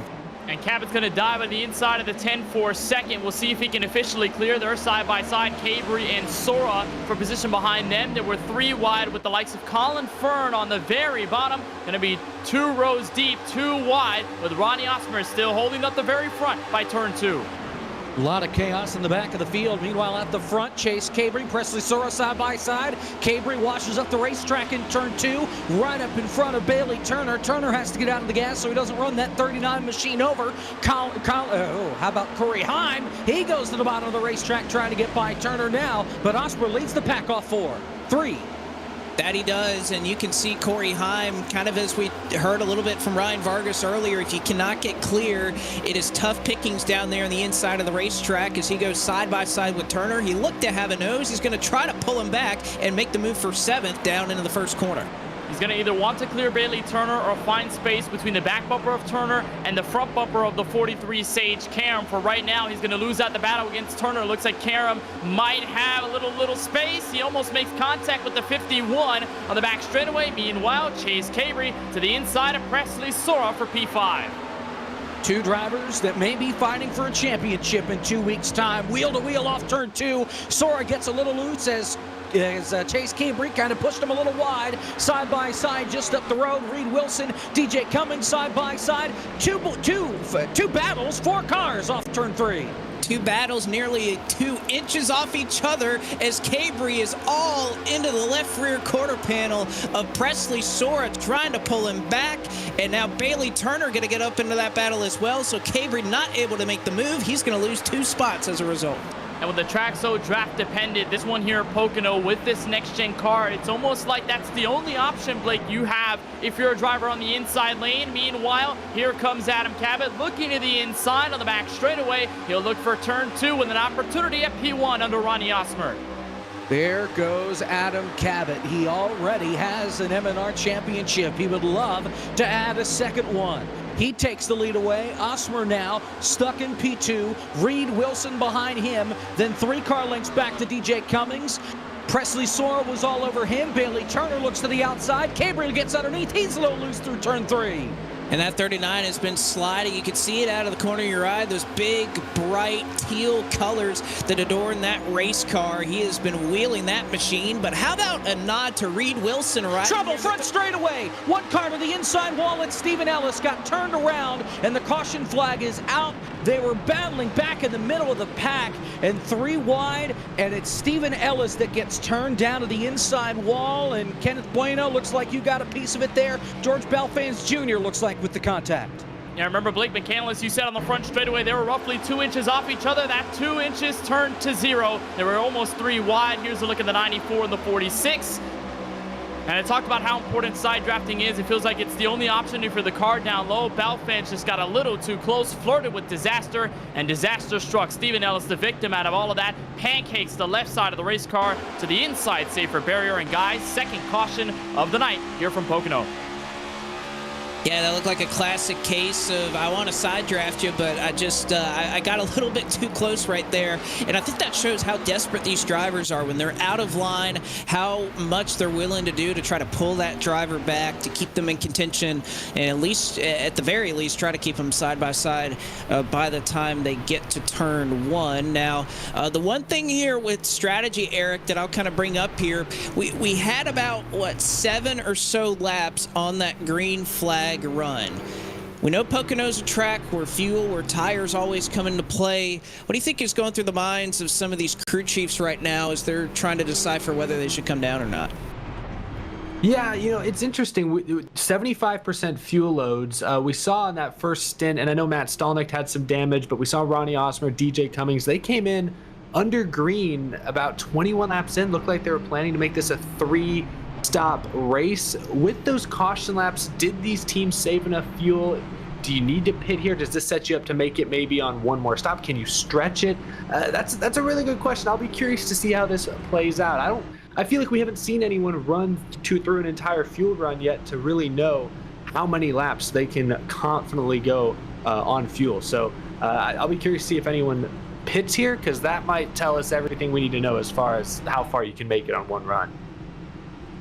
I'm curious to see it as well. Again, it'd be a lot easier to kind of calculate things based off of the 20-gallon fuel cells that iRacing typically uses for this race car. It is shortened for purposes of this race just down to 15 gallons, so you'd imagine that cuts into the fuel mileage just a little bit. I've heard about 27 to 29 laps is what these drivers are gauging, and it looks like up front pretty much everybody agrees to stay out, but the rest of the field 18th on back. Ford Martin is the first taker, and he's going to bring pretty much the rest of the field with him to try to gain a little bit of fuel strategy here. So 50 laps to go. You can go about 28 laps here on fuel. If math serves me correctly, Jacob, that means that everybody that's pitting right now, they can make it on one more stop. The rest of the field that stayed out, they cannot. Yeah, these guys are going to try and make it on one more stop, and I think maybe for the guys that stayed on the racetrack, they think that we're not done seeing yellows, and that since we're all bunched back up again, once we get back under the green flag, we're going to keep seeing the cautions fly. Remember, they have 4 sets of tires on the pit lane, so these guys that have pitted now, they only have 2 left. If we get a late caution, they are really only going to have 1 set at the most. The drivers that stay out, and depending on how things fall, they could have an extra set for their advantage. But Matt Stolnick, he's going to be one of those guys that decides to pit here in this group, trying to get off strategy, and this could be the winning move. And sometimes you have to do something bold like this in order to give yourself a shot to make the next round of the playoffs. But it looks like a lot of just fuel-only stops. None of these guys, or very few of these guys, taking tires. Stolnick, though, decided to take 4. I was about to mention Nick Olson fuel only, same for Justin Malillo in the 53 Traction 4. Jordan Buster as well only took fuel on his pit stop. I think David Schildhouse may have been a part of that group as well. Yes, indeed. Now, the problem with that, Kenneth, when we talk about these drivers saying how sketchy this race car is, how on edge it is, if you're taking fuel only in these cars, anybody who's done iRacing enough can well tell you that is definitely going to loosen this car up. So if you're on these old tires, you're already going to be a little bit free, or at least trend that way as well. But adding fuel only, that's going to make your car pretty sketchy, especially when you're in traffic. Yeah, it is. And also to take note, you mentioned it at the top of the show when we got the green flag initially, there's no change in the sun, no change in the weather. We're still hot at 121 degrees. So with added onto the fuel, that car is going to get loose. Old tires on the rear. You have to be insanely careful when you get this green flag. You can also play the same equation to Matt Stolnick, who took 4 fresh Goodyear Eagles. Cold tires on this restart might also be a problem to behold with the fuel that he also put on his Chevrolet Camaro. It's a lot of sketchiness, and we know one thing, Blake, about these next-gen cars. Once you get them sideways, you break that threshold, you're going around, and there's no stopping it. We've seen that time and time again. You barely get out of shape in these cars. Even if you're on the straightaway, it's been pretty common that it is nearly impossible to try to bring the car back within your control. So we'll see here, lap 32 of 80, so at least approaching the halfway point of this race. Lights are out on the pace car, so we will get the green flag out of turn number 3 this time. Ronnie Osmer on the outside of row number 1, and Adam Cabot has elected to take the bottom as your race leader. And at least as the points would run right now, he would be one driver locked in to the championship 4. You can see the live points on the right-hand side of your screen. Presley Sora, Chase Cabry, and Corey Heim right now at the front of the field. They would be the 4 drivers in. Matt Stolnick would have the toughest hill to climb next week should these standings hold as is. So Cabot going to try to get a jump here on the restart, and that he does. Great jump for car number 17. Green flag in the air. Just 40. 8 laps to go. Look at the jump by Adam Cabot in the 17. Now you think, is he going to get reeled in as quickly as we see leaders do on super speedway restarts? Ronnie Osmer slides way up the track in turn 1. You'll see the 66 of Reed Wilson dive to the inside, almost a bit of contact between the 39 of Cabry, the 10 of DJ Cummings. Meanwhile, there are 3 wide for position behind them. 51, 98, 43, 3 wide into turn 2. 2 of those drivers playoff guys, and neither of them gonna lift. Neither will Sage Karam, and now Sora gets turned around off the bumper of Heim. Sabile gets a piece of it as well. Ford Martin slams into the inside wall on the short chute between turns 2 and turn 3. The caution is out. I think Sora is okay. Ford Martin took a whale of a hit to the inside safer barrier and got it not once, but I think twice. Big crash in the short chute. I think Presley Sora is going to have to send a Christmas card here to Ford Martin, who does everything he can. He destroys his own car to not hit Presley Sora, who I think is unscathed in that accident. Of course, he loses all of those positions, but we're going to see it one more time here off of turn 2. Such a high rate of speed. You see the smoke. Martin goes to the bottom, think he's going to avoid it, and at the last second, again, destroys his race car to not hit the playoff contender in Presley Sora. I mean, that's a nice little sacrifice right there from the 07 car. That's a hole-in-the-wall move, and unfortunately, he tagged the inside wall twice. That is a sacrifice, though, worthy of keeping Sora in the playoff hunt. And I don't really think the 07 isn't really too damaged. I think he is, of course, but I don't think he's as damaged as it looks like, at least from the hit. I think he should be okay. But still, I mean, just an unbelievable accident, and Presley Sora getting tapped in. And Jacob, it turns back to that point you made when you talked to him about him being worried about other drivers getting into him other than him inflicting his own wounds. So a tough break for Sora, and with the drivers in this field, none of them being a lap down, Sora is 35th when he rejoins the racing surface.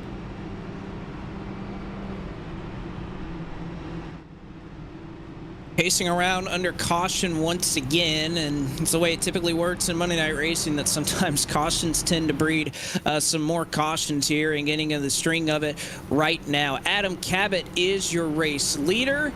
But we know that we have a lot of new fans who are likely watching iRacing for the first time. If you want to be a part of iRacing, you want to be a part of a big event, look no further than a few weeks' time. The Podium 500 taking place in these next-gen cars at the Daytona International Speedway, the World Center of Racing, one of the biggest events on the iRacing service every single year. The 5th annual Podium 500 is available for signups right now, and you can check that out at podiumesports.com to sign up today. Again, that is podiumesports.com. The official 500 will take place the day of the big game, with some trials and heats going on a little bit earlier on that week. So you want to be part of it, you go to podiumesports.com. Don't need any iRating or anything. You just need to have an iRacing account, this car, and a will to win the race. So it should be fun to see that event return yet again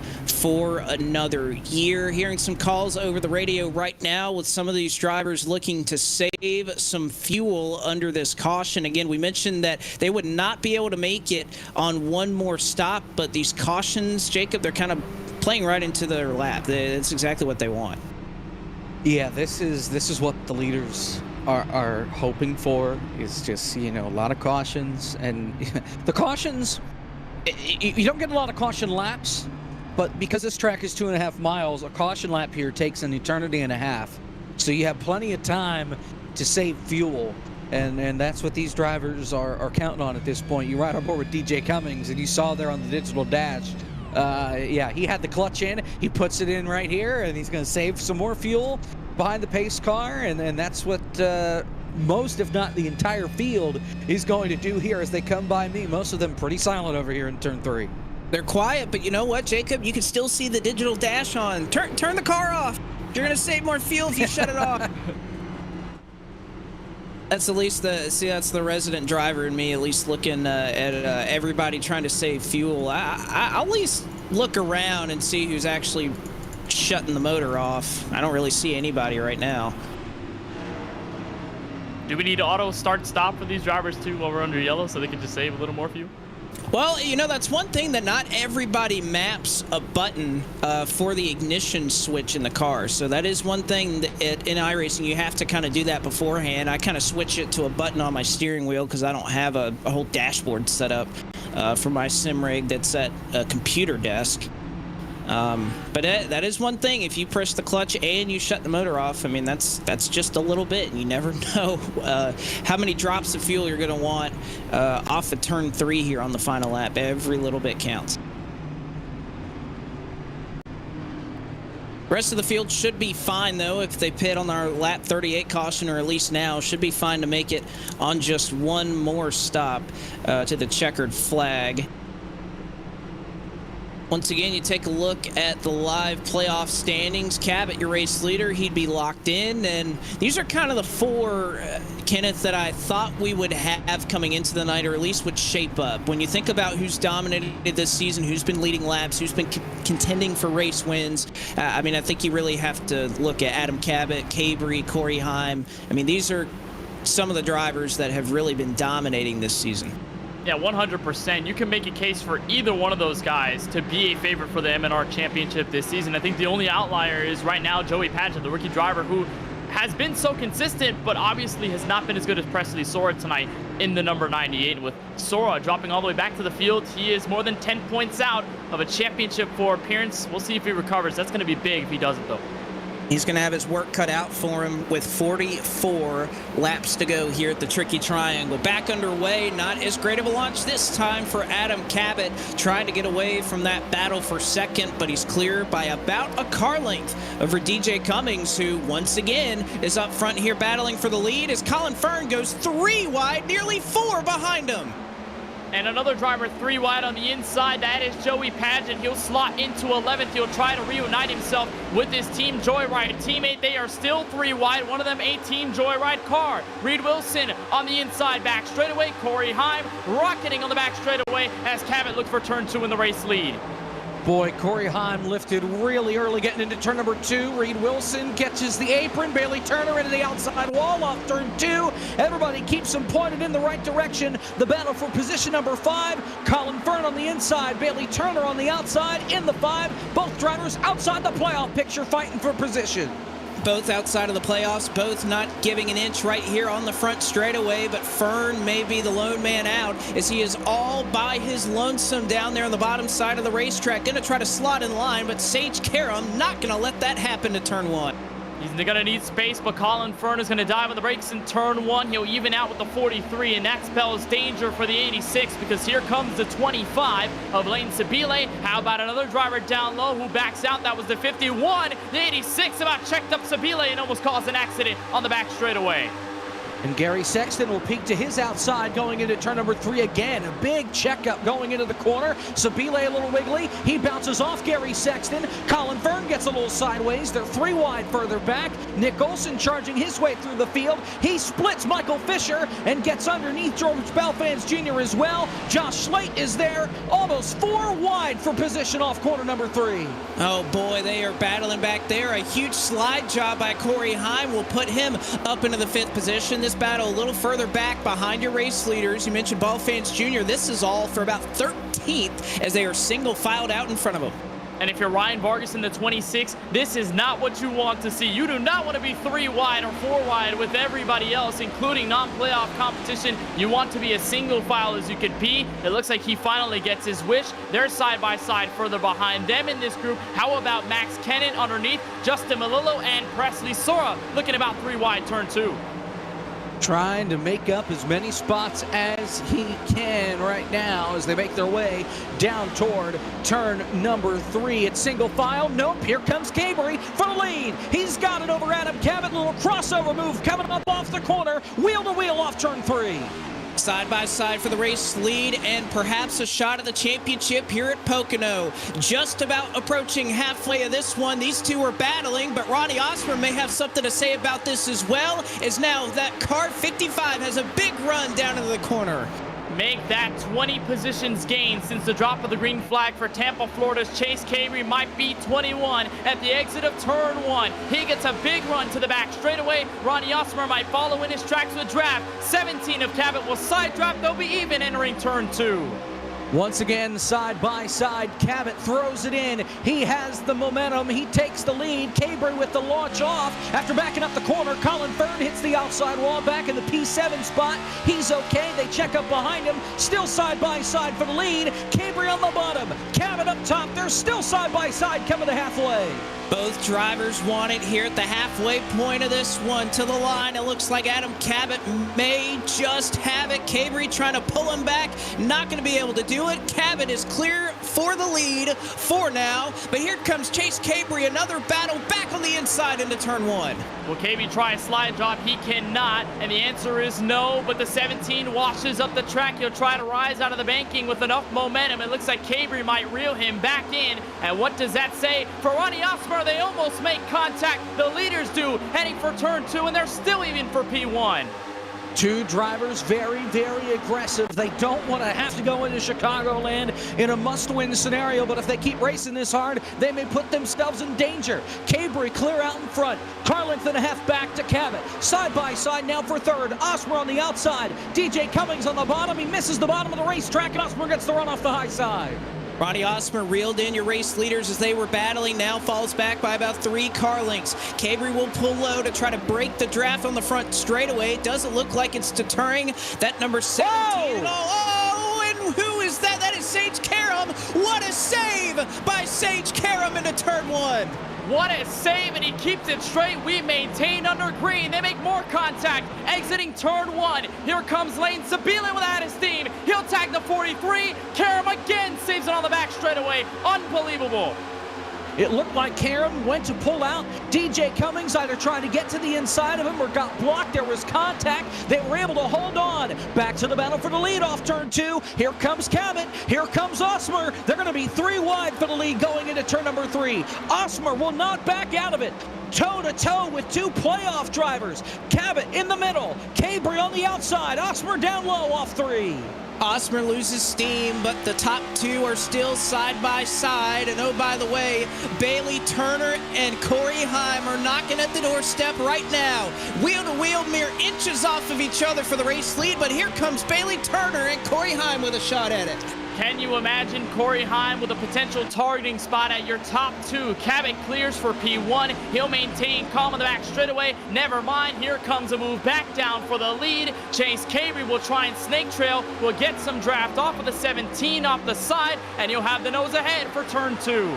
Ronnie Osmer continuing to fall back. He's now in P8, still side by side up front. Whoa, and look out. Here comes Bailey Turner on the outside as Chase Cabry had to lift. Here comes Corey Heim. Now here comes Colin Fern, 3 wide on the bottom. Cabot pulling away. Turner trying to hold on to second from Cabry. 4 abreast for just a moment for the second position as Bailey Turner gets clear. Heim and Cabry make contact on the front stretch. Turner goes to second. Heim pushing him further. Does he make a move? He'll tuck right in line and give Cabot a shove off into turn 1. That's a smart move. You don't want to go to the inside and then get freight trained by Cabry, Fern, Sexton, and all the drivers behind them and then lose all of your progress. Here's on board with the 13 following in P6. And boy, Colin Fern has been on a mission, was on the outskirts of the top 10 on the restart, now inside the top 5 for turn 2. Bailey Turner had another big push from Corey Heim. Heim can't get him to go after the lead, so Heim says, all right, well, I'm going to give you one more shot, and then I'm going to try and pass you and take over P2 myself as Cabot pulling away, second on back, starting to drop back. And if you told me at the beginning of the season Pocono would have the best racing in this series, I wouldn't believe you. Well, I will now. It has put on a great show tonight, and there's still a long ways to go. 36 laps to go. Cabot cleared by Turner from 2 car lengths. And you have Corey Heim, Chase Cabry, and Colin Fern rounding out your top 5. And they're all single file. I think now the tires are reaching their cliff. At this point, you don't want to push that race car too hard, because if you do, you might end up in the outside wall, and you might end up with race over and tossing off Jacobs Point. By the way, this is the first time M&R ever visits the Tricky Triangle. What a show it's been putting on as Heim gives a push to Bailey Turner for second into turn 2. And again, they back off, and that allows Cabot to scoot away by another car length off turn number 2. They'll once again try to get the run as they come down the front straightaway, but Bailey Turner not willing to take the run and go for the race lead. He is perfectly fine, saving fuel, waiting in the draft. And keep in mind, a lot of these leaders going to have to come in pretty soon as one car gets loose in turn 3 and almost washes up into Ronnie Osmer, but keeps it straight.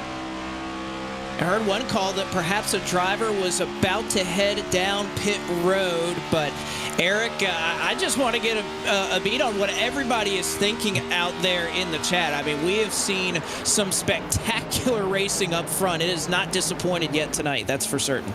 Absolutely. I asked the chat to use one word to describe that epic battle for the lead that's really still ongoing, and intense, epic, dangerous, crazy, insane, gripping, survival. This is pretty intense. And earlier, I thought Dylan Blackwood in the chat had a really good comment after, I think, the most recent caution. Cautions breed selfish drivers. And I think right now we're seeing a lot of take, not a lot of give here with less than 40 laps to go, Blake.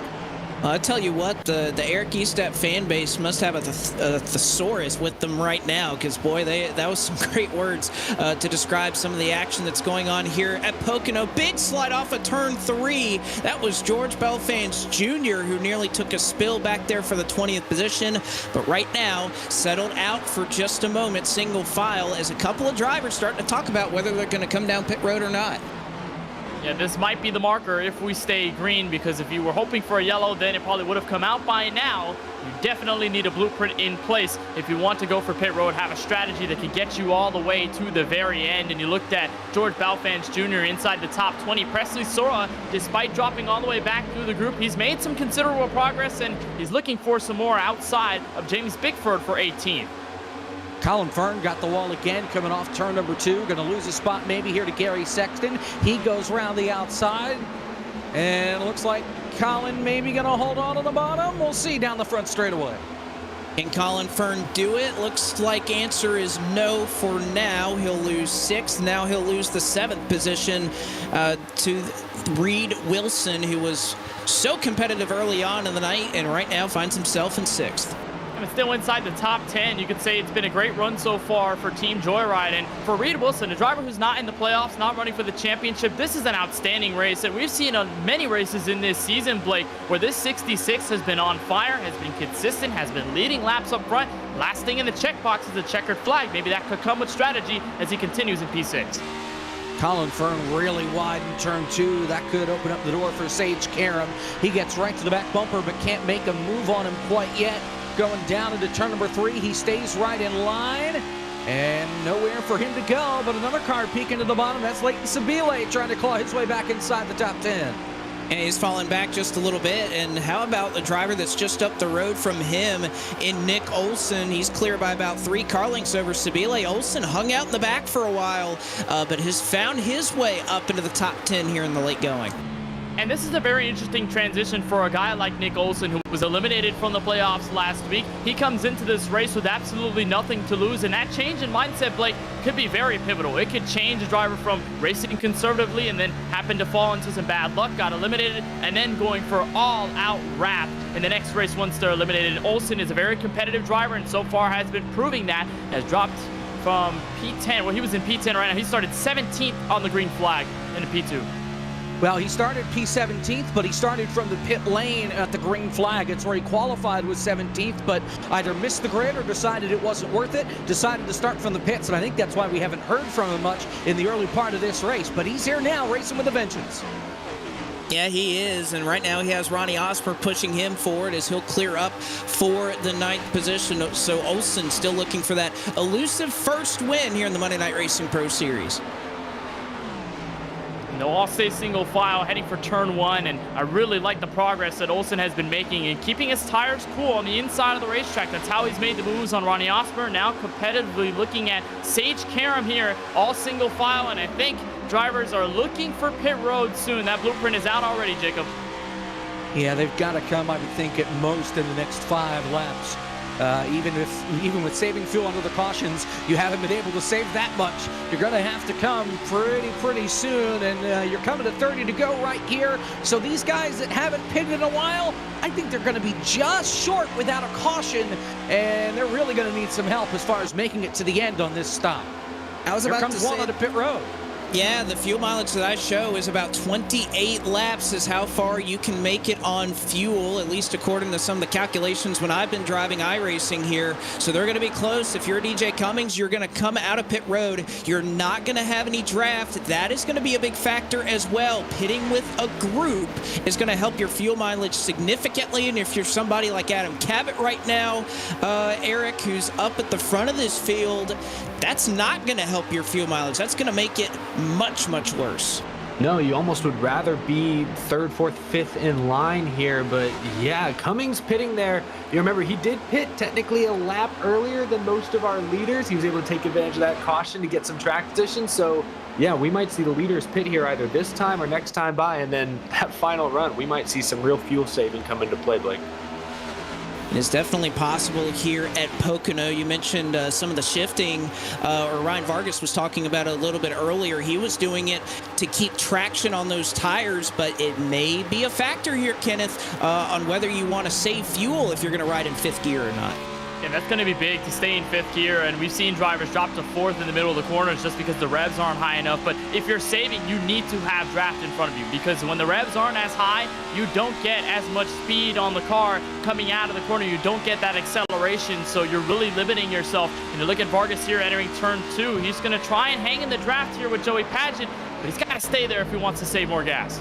Oh, and look out right in front of him. One car almost into the wall. That is Sage Karam that got a little high, wide, and handsome in turn 2. That allows Nick Olson to get underneath him. 2 red and black cars slugging at it inside the top 10. They'll sort it out off turn number 3.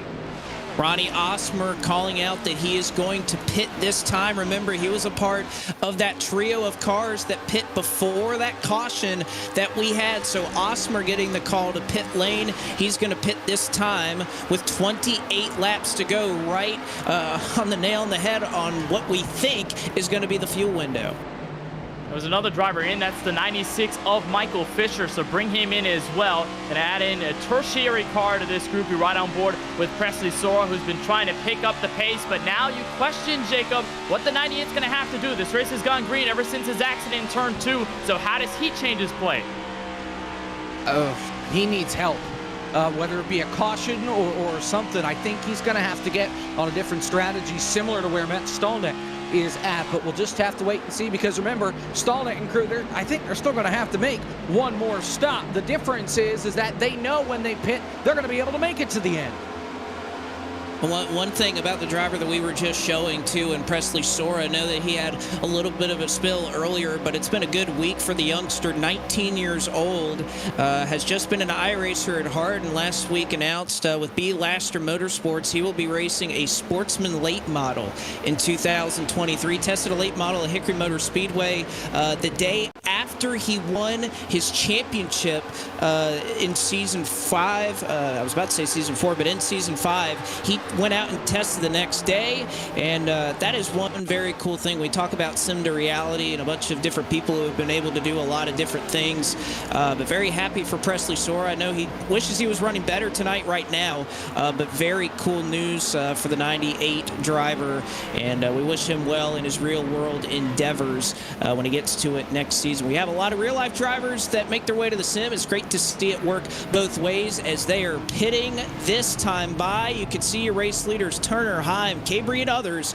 on the pit road with 26 laps to go. Oh no, Matt Stolnick, black flag, speeding on entry. A rough week for Stolnick between last week and Watkins Glen. It continues here at the Tricky Triangle for the driver of the 41. And he has had preponderance to speeding on pit road at very inopportune times in these playoffs, so he's going to have to serve that black flag under green, and you'd think would put him close to a must-win scenario. Since there's only one more race left, you can see all the points that he has to make up right now. There's Adam Cabot. Let's see what he does and if he's going to make his trip down pit road. And no, he's going to take the right-hand turn and stay out on the racetrack another lap. So Cabot looks to be fine as far as fuel is concerned if he can make it back around.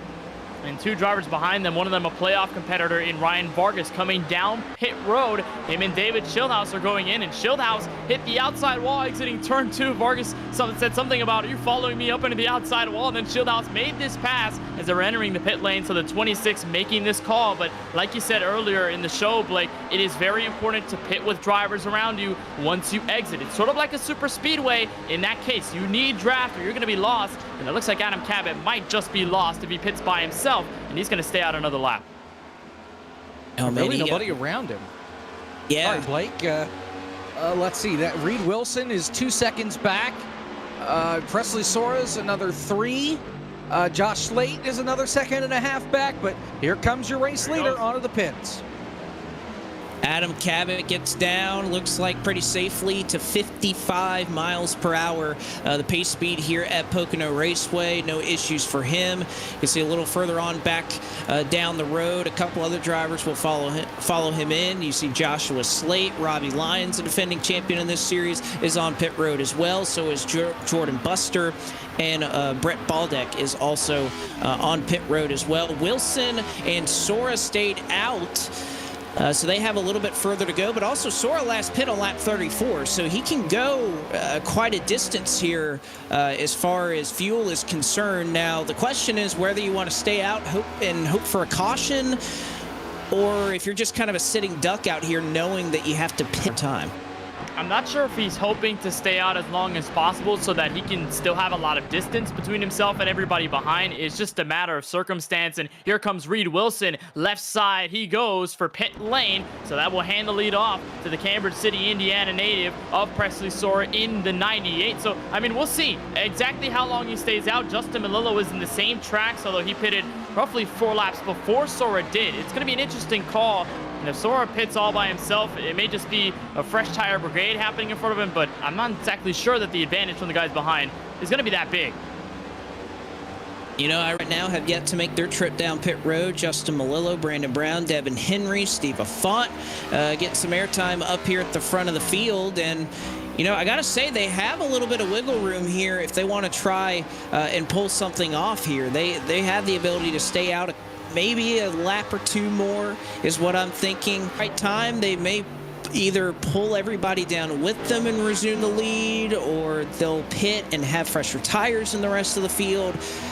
So back where they were running at about the 20 or 25th position, not really a whole lot to lose for these drivers. I like the strategy call. We'll see if a yellow does come out. That would certainly flip things on their head here at Pocono Raceway, but we know it is quite common here at this racetrack to have these races come down to this. So we'll cycle it back once again around this racetrack. You can see Bailey Turner right now kind of leading that second pack. Malillo is your race leader. We'll see if the call comes in for him to come down to pit lane, and yes, he is. He will turn left, get down to 55 miles an hour, and Justin Malillo will relinquish the race lead. Brown now has it.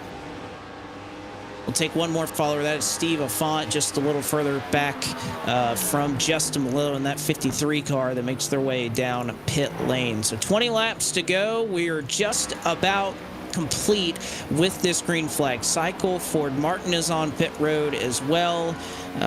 We also see one more car, who that is, in the back of pit road that makes their pit stop.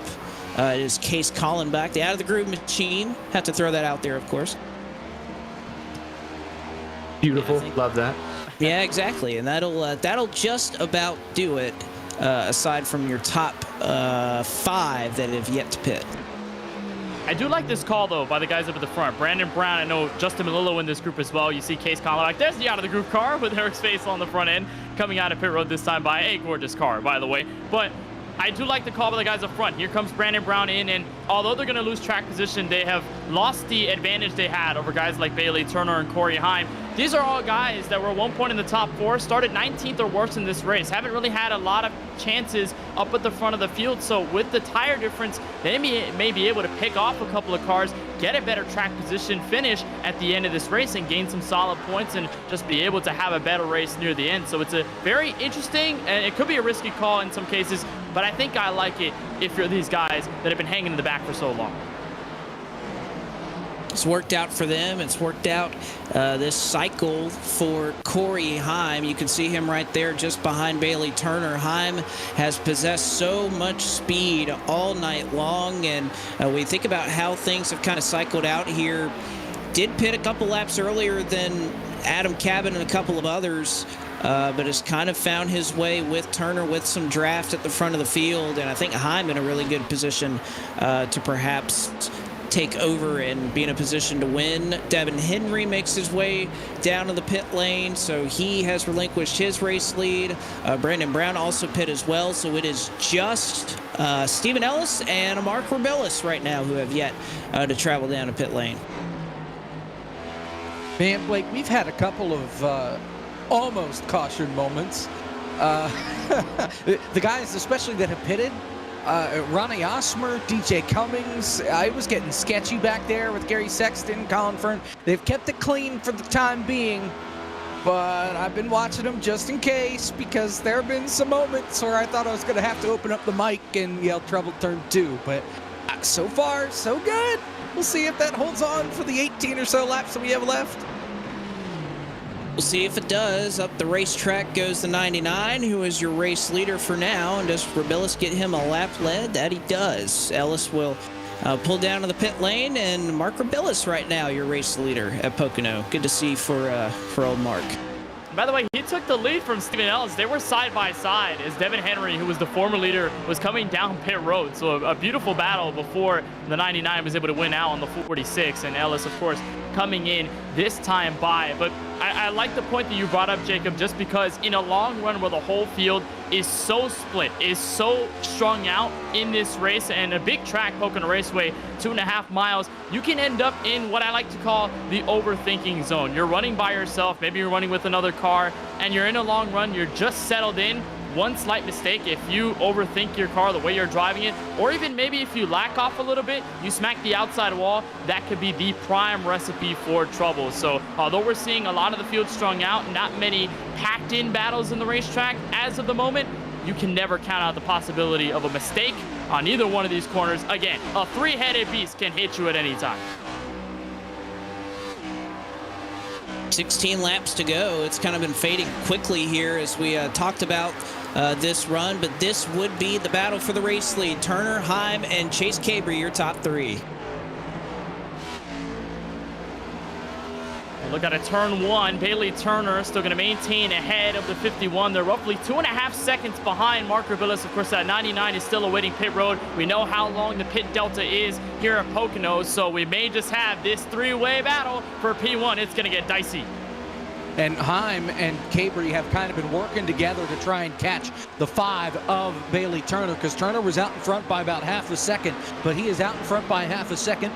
No more, as they're within about a second and a half of Mark Rubilis. He is going to pit this time by Bailey Turner, takes the lead on the front straightaway. But Bailey Turner holds it. Corey Heim in second and Chase Cabry in third. Cabot is not too far back either, but with 16 laps to go, the battle is on for the top spot here at Pocono. Bailey Turner has it into turn one.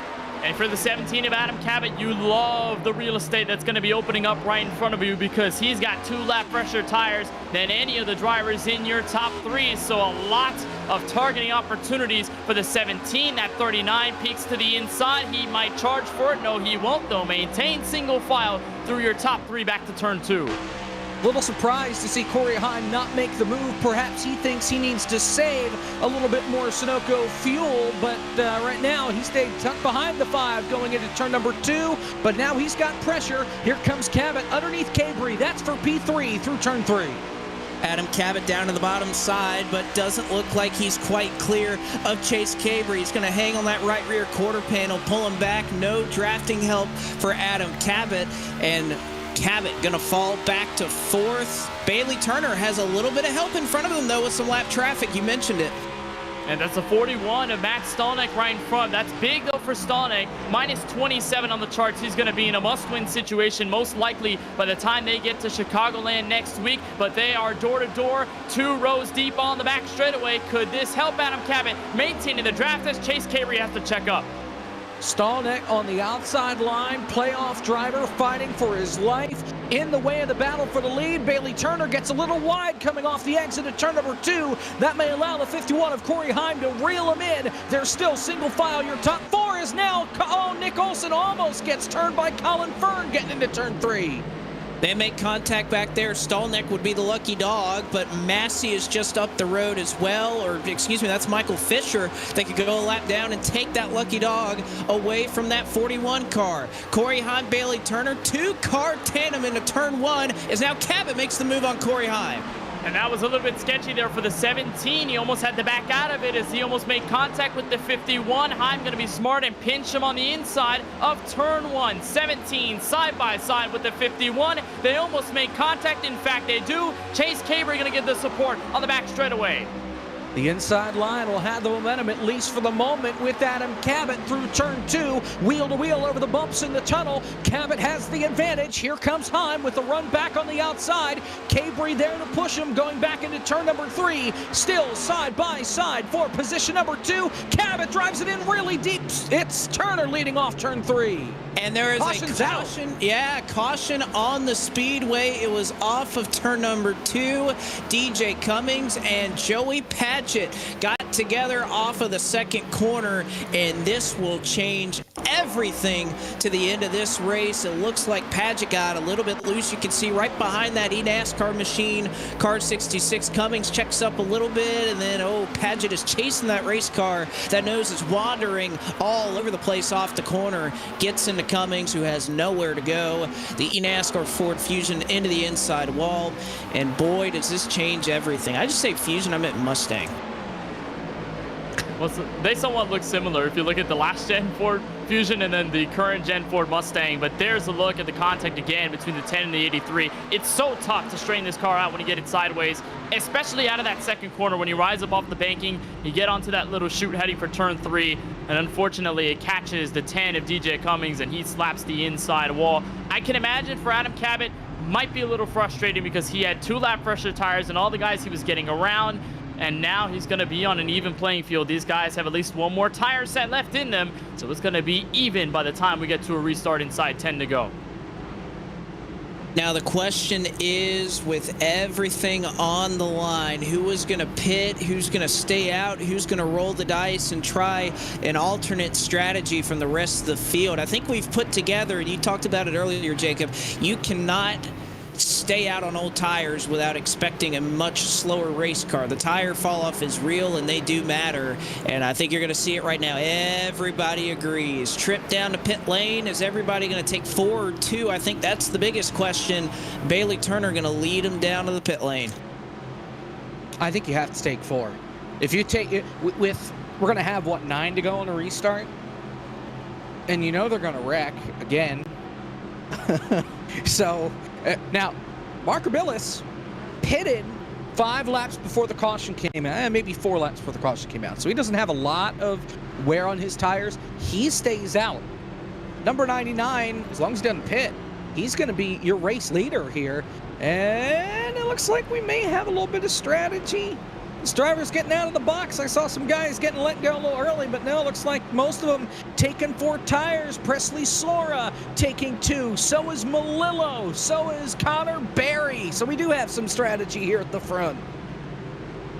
You know what? I love that call from Presley Sora because he had a lot of track position to make up, and he gets a bunch very quickly. It may not be a winning move for Presley, but can maybe net him about 10 points or so. But you can see it right now at the front of the field.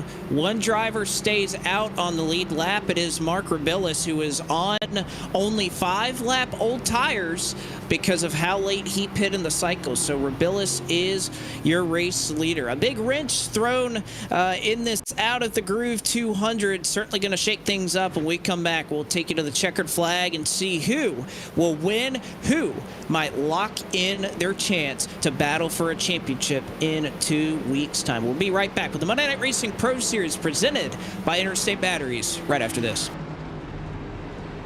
This is an Interstate battery. More pros trust this than any other out there. Yeah, more pros. More. Even more pros. Keep going. Moss. Look, we're going to run out of time before we run out of pros who like Interstate. I mean, we'll run out of time before we even run out of left-handed pros who knit. These pros are everywhere, which means so is this battery. Right around the corner, up the street. Everywhere. Interstate Batteries. Outrageously dependable.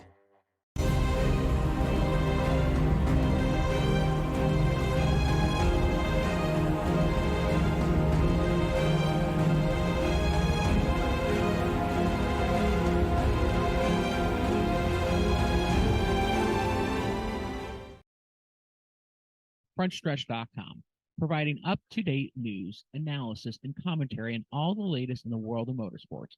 Check out Front Stretch YouTube page for post-race content after the checkered flag waves for most NASCAR events, giving you up-close interviews with your favorite drivers and the stories that matter each weekend. For the best seat of the track and the best view on the web, visit FrontStretch.com.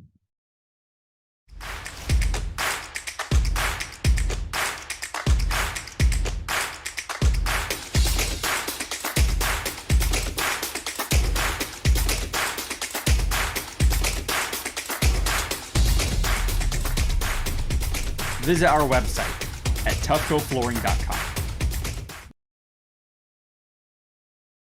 Get the edge on your competition with P8 Performance Gummies. Formulated specifically for gamers and the esports industry, we packed our gummies with all the good stuff, including ingredients that are clinically proven to help tired eyes, improve reaction times, and help suppress computer vision syndrome. Take your focus and endurance to the next level and try P8 gummies today. Now available at Procelerate.com. Plus, if you're mad about gaming, we're looking to partner with influencers just like you. Drop us a line at support at Procelerate.com to see if you qualify to try our gummies for free. It's officially game on with just in time to take the green flag. Rabilla's going to have to be picture perfect on this restart to keep this race lead, and it looks like for now he is. Green flag back in the air, just 8 more laps to go. They are 3 wide now for second. Rabilla's trying to block. They're going to be 4 wide for the lead into turn 1. They're going to split the middle. The 99 has nowhere to go and almost slams the 17. How about the 51 sliding up the racetrack in turn 1? Here comes Bailey Turner. They're still 4 wide in the midst of the top 5. More contact between the 98 and the 13. And how about the 17 pushing the 5 to the lead? Car round back straight away. Still under green as they make their way through turn number 2. Mark Rabilla sinking through the field like a brick in a 2-foot creek. Meanwhile, Bailey Turner, your race leader, side by side for second between Adam Cabot and Corey Heim. Cabot on the bottom, Heim on the high side. Colin Fern in the mix. Cabry on his outside. Then further back, Connor Berry and Nick Olson. Taylor cleared by about a car length right now, and side by side they go for second. Turner's going to go to the bottom and give Cabot a little bit of draft, but Corey Heim pulls up right to the back bumper of Turner. He gets blocked into the wall by Adam Cabot. Smart move by Turner there. Him and the number 17 both have worked together so well for the past season or so. You want them to be 1-2 by the time this race is over. The 17 still can't find a way to clear Corey Heim. The 17 will have some sort of space in between the 51 and the 39, but it's all Bailey Turner up front back to turn 2. Cabot drives it in deep into turn number 2, trying to take that second spot away. Corey Heim with the run up on the high side of the racetrack. Chase Cabry will push him on that outside. Cabot left all alone on the bottom. Heim can't quite clear himself for position number 2. Chase Cabry trying to make it 3 wide, but they're still just side by side for P2. Side by side for second, but Cabry has a lot of influence here. Who is he going to push out of this battle for second? The answer is Corey Heim. Down the front straightaway, big momentum for the 51. He just has nowhere to go before he gets to the 14 degrees of banking. It's felt like it's become a tag team. The 5 and the 17 have been on the same page, and the 51 and the 39 have been on their own, but they're inviting the 86 of Colin Fern, the 24 of Nick Olson. Contact between the 39 and the 86. Fern's able to save it, and here comes Cabot to the inside for third. That was scary, especially with a playoff guy and a non-playoff guy making contact. Here comes Cabry, though, to the inside of Cabot. They're wheel to wheel. They almost make contact, headed toward turn number 3 down the short chute. Bailey Turner around in front. Corey Heim sits in second. He's a playoff guy. Your race leader is not. Here comes Heim, looking to the bottom of the racetrack. They're going to be side by side off turn 3. And Corey Heim trying to get the momentum off the corner. Turn 3. Matt Stolnick in the outside wall. Ford Martin is around. I think Presley Sora, is the car that got a piece of it. No, that's Steve Font involved in this one back here. It started again with teammates, and Matt Stolnick now has a meatball flag to make his night so much better. It's been a long couple of weeks for Matt Stolnick, and we're going to see it one more time. Yeah, gets into the corner just a little too hot, gets into the back of Ford Martin. Oh, my goodness. Wow. That's a teammate. And they were teammates. More drama there as Stolnick just tried to send it turn 3, and I think the 07 was trying to hold on to the brakes and arc the car in the best way possible. He was looking at Brett Baldock in the 44. That's a hard hit there for Stolnick, and then Baldock nowhere he could go, just slams on the front bumper rather of his Toyota Camry. And that puts us guys in a restart inside. 5 laps to go. Do we get a green-white checkered? I think we may be in that territory already. You know, the amount of time we said that they're teammates, it makes me think of that Vine. And they were roommates. Yeah, well, and again, I think we have to explain what Vine is to a lot of our viewers out there, because it's all about TikTok nowadays. Back in my day. Well, TikTok is sort of a reincarnation of Vine, if you really think about it. Short videos, quick content, funny creators, at least most of them are. So I'd say it's sort of a newer version, I guess. Yeah, I will agree. If you look up a YouTube compilation of Vines, for all you youngins out there, yeah, you can just do that, and you'll probably get a gist of what we're saying.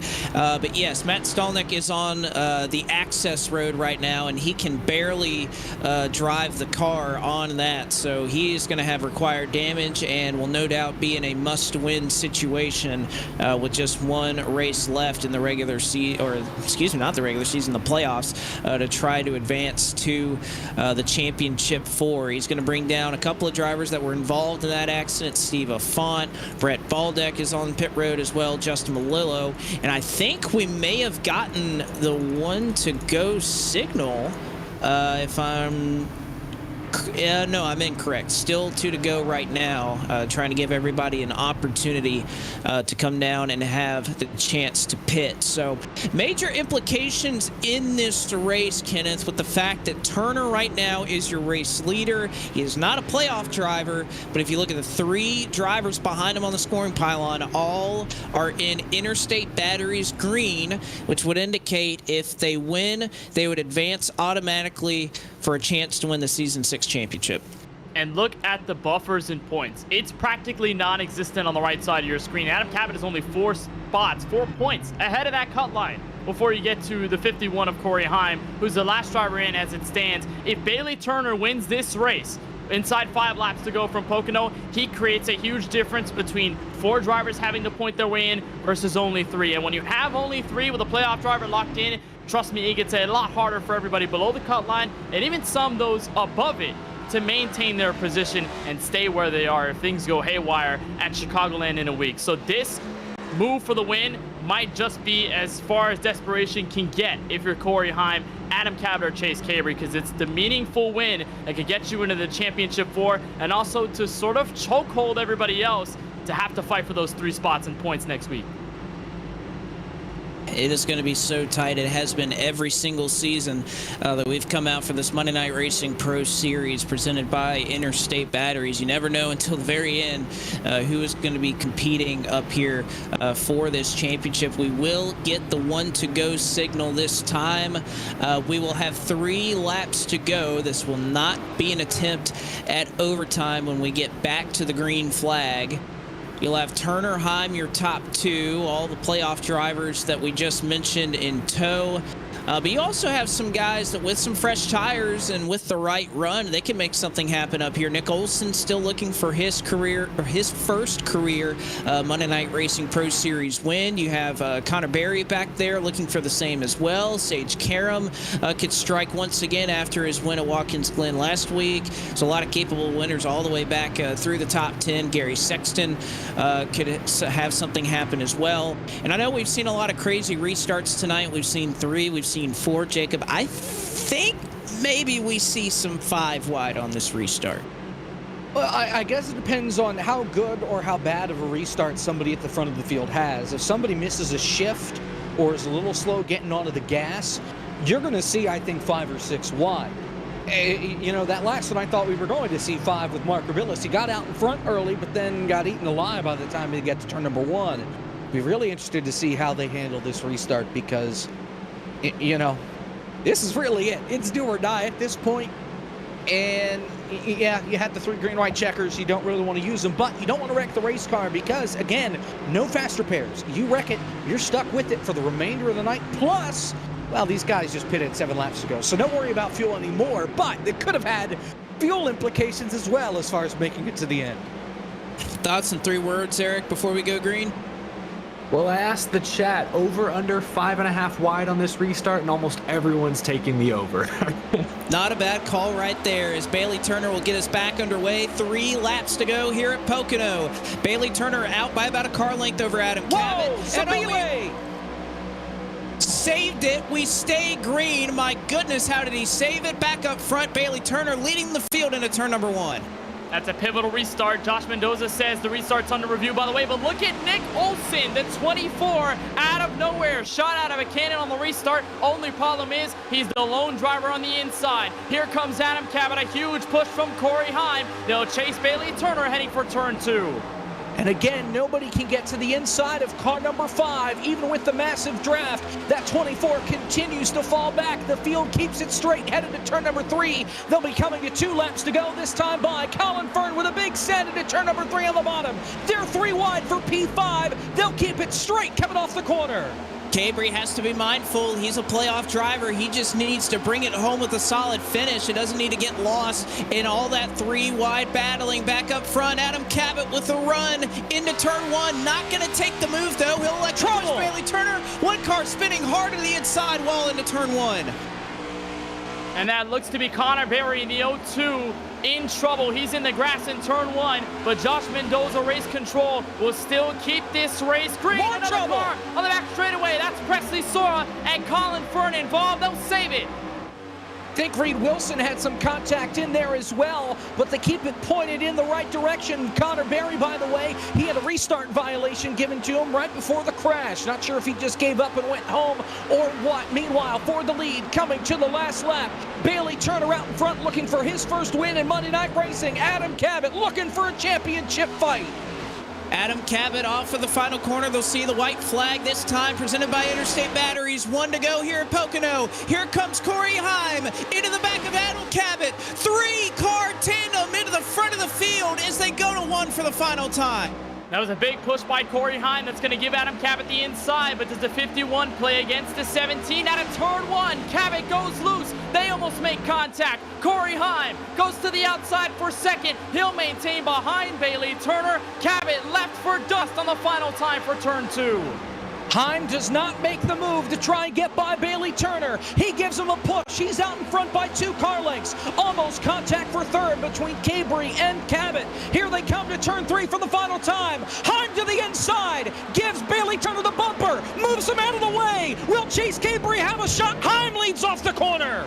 And it looks like that is going to do it. A touch to the door, and Corey Heim is going to advance to the championship 4 with the last lap pass on Bailey Turner. He used him up just a little bit, and that was the difference as Corey Heim, your pole sitter, dominated early and finds himself back at the front of the field on the final lap. Corey Heim will be battling for a title in Season 6. Heartbreak for Leighton Sabile, Blake. Everybody was hitting the wall, it seemed like, coming off turn number 3. He got turned to the inside wall and hit about 2 feet in front of the barrels at the end of pit road wall, tore the front end off the race car. He lost a lot of spots. As if the spin wasn't enough, he will finish 32nd, and that's going to put him with his back against the wall next week at Chicagoland to fight for a championship.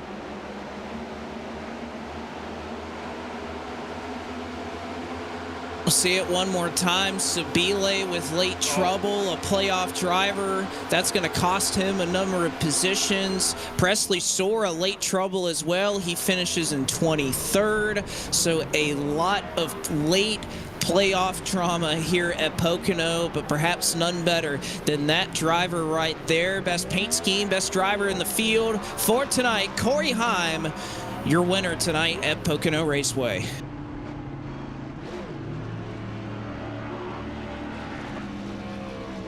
Ties for 5th, Blake, on the all-time M&R wins list, and it's hard to believe that this is really his first full-time season in Monday Night Racing. Remember, last season torched the field in some races, but he was only part-time, entered late in the running, and look at the difference a couple of months makes. Corey Heim in the championship 4. He's going to be in Homestead of Miami first, other than everyone else that will have to fight for the other 3 spots at Chicago. And when we approach the trucks next week at Chicagoland, he will have absolutely nothing to worry about. He can just go there and just race for fun before we move on to the championship round in 2 weeks' time. When we come back, you'll hear from our winner tonight, as well as some others, for the Out of the Groove 200, that Corey Heim is your race winner. We'll be right back. This is an Interstate battery. More pros trust this than any other out there. Yeah, more pros. More. Even more pros. Keep going. Moss. Look, we're going to run out of time before we run out of pros who like Interstate. I mean, we'll run out of time before we even run out of left-handed pros who knit. These pros are everywhere, which means so is this battery. Right around the corner, up the street. Everywhere. Interstate batteries. Outrageously dependable. FrontStretch.com, providing up-to-date news, analysis, and commentary on all the latest in the world of motorsports. Check out Front Stretch YouTube page for post-race content after the checkered flag waves for most NASCAR events, giving you up-close interviews with your favorite drivers and the stories that matter each weekend. For the best seat of the track and the best view on the web, visit FrontStretch.com.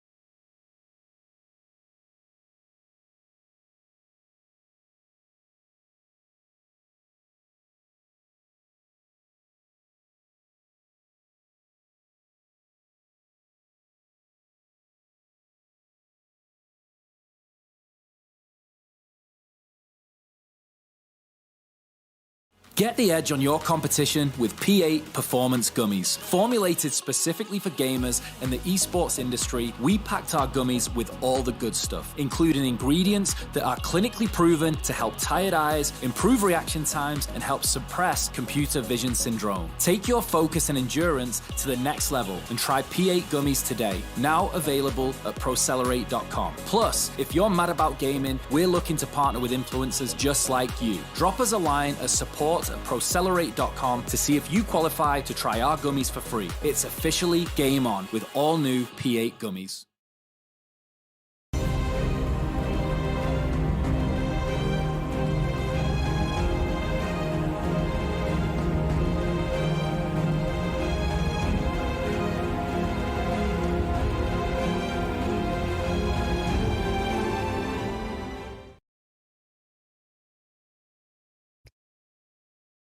Back with you here from Pocono Raceway. A thrilling finish in the Out of the Groove 200. A last lap pass between Corey Heim and Bailey Turner as they slug it out. Heim, we'll talk to him in just a moment. Meanwhile, let's take a look at the rest of the results from tonight's race. Adam Cabot finishes in third behind those top two. Chase Cabry in fourth. Sage Karam rounds out your top five.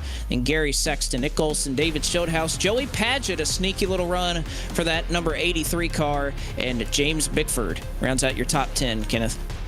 Ronnie Osmer, who had been fast all race long, settles for an 11th place finish at the checkered flag. Same deal for Reed Wilson, had second for a good majority of the first stint, ends up P12 to end. 13th will go to Max Kennan. Very quiet night out of the 21, but that's where he stands. TJ Cummings got spun near the end of this race, somehow rebounds to 14th at the end of this event. 15th will go to Seminole, Florida's Robbie Lyons for Grit Esports. Colin Fern, who had been up at the front, very aggressive, unfortunately got tallied back to 16th at the wave of the checkered flag. Ryan Vargas struggled in that last run. Playoff driver, I believe, will be under the cut line heading for Chicagoland in a week's time. He finishes 17th. George Balfans Jr. wraps up the night in P18. 19th will go to Brennan Brown in the number 12 and the 53 of Justin Malillo. He'll bring the Traction.GG Ford Mustang home inside the top 20. 21st belongs to Josh Slate. Jordan Buster will finish in 22nd. Presley Sora did not have the finish that he would have liked or needed going into Chicagoland. He's going to need a pretty darn good finish next week to have a shot to fight for a championship. Sora finishing in P23. He's going to be close to the cut line. Mark Rubilis tried the strategy, didn't quite work, but he finishes in P24. Chris Weaver finishes 25th. Stephen Ellis 26th. Steve Lafont 27th. Ford Martin 28th. He had some issues tonight as far as on-track incidents. Case Kallenbach finishes 29th. Then Devin Henry rounds out your top 30, Blake. 31st was Brett Baldeck. 32nd, heartbreak for Leighton Sabile, and such a tough break being in the playoffs. He's going to be in a must-win situation next week. Connor Berry 33rd, Michael Massey 34th. Same can be said for Matt Stolnick, who's going to need a win next week from 35th, and Michael Fisher in 36th. Tonight. So every driver completed at least 70 laps tonight, but nobody did it faster than this man, Corey Heim, your race winner, who has caught up with Eric Estep. From the pole to the top of the podium, Corey Heim, you are locked into the championship four. But before we talk about that, I got to ask you about that last. A lot of shuffling there in the top three. Had to be aggressive there in the final corner, but just take me through your perspective of the final lap there at Pocono. Yeah, I mean, props to Monday Night Racing. This was a lot of fun coming into this race. I really didn't think that it was going to race like this. I got a little bit of practice last night, and prior to that, I figured it would be a little bit more just spread out and kind of like tire saving and kind of, I don't know, more about just pure just hitting your marks and whatnot. But it ended up being kind of a pack race, as most people saw there. So I didn't really know how to approach the last lap. I've never really had something like this at Pocono, but I was just talking to Adam, and I honestly told him like I would have actually done the same thing. I was thinking about making my move if I was in that position into one and trying to clear second place. And we were all, pretty much tandemed into one, and I kind of pushed him in there and made him make that move. And I kind of thought it was going to work, and I'd hope they would get checked up, but stayed side by side off of two. And then my plan at that point was just push Bailey into the next two corners and see if he could slide up and lose some momentum. And he kind of guarded his entry and went high, so I couldn't do that in 3. So I just drove it in and used him up a little bit. And I thought that was good race there, and he seemed to think so as well. So huge thanks to Elite Performance Industries, Toyota, and Monday Night Racing for everything they do to make this possible. And looking forward to the Championship 4. Yeah, we had a lot of fun watching that last lap. And you just mentioned it, the Championship 4. You got an extra week to think about it. So what does it mean to be locked into the Season 6 Championship? That's cool. I mean, I do this for fun. I mean, I come in here and have a good time. And tonight was a lot of fun. Just being up front like we were for most of the night. And, sometimes this league gets frustrating when you get caught behind. And sometimes it's fun. So I just kind of come in here and try to have a good time. And to be able to put that pressure on myself to try to take it all home is pretty cool for me, for sure. Awesome. And trucks next week at Miami. I guess you're not really racing for anything. So what are you looking forward to there? Just, kind of same thing, just having fun. I mean, that's kind of what I enjoy doing with iRacing, and kind of watching the championship battle play out and trying to kind of stay out of the way for the most part. And I know it's going to be a really good race. There's some really good guys in the bubble and some guys that are in some must-win scenarios. So maybe I can play a factor in that, just try to stay out of the way of the fight of the championship, but just try to get another win would be great. Sizing up your competition. I like it. Well, Corey Heim, congratulations on the win tonight at Pocono, and good luck the rest of the way and in the Championship 4. All right. Thank you, guys. Awesome stuff. That was Corey Heim, your winner tonight. Back up to you, Blake. All right, we're going to be joined by our second place finisher. I believe Kenneth Bueno has caught up with the driver, the number 5, Bailey Turner.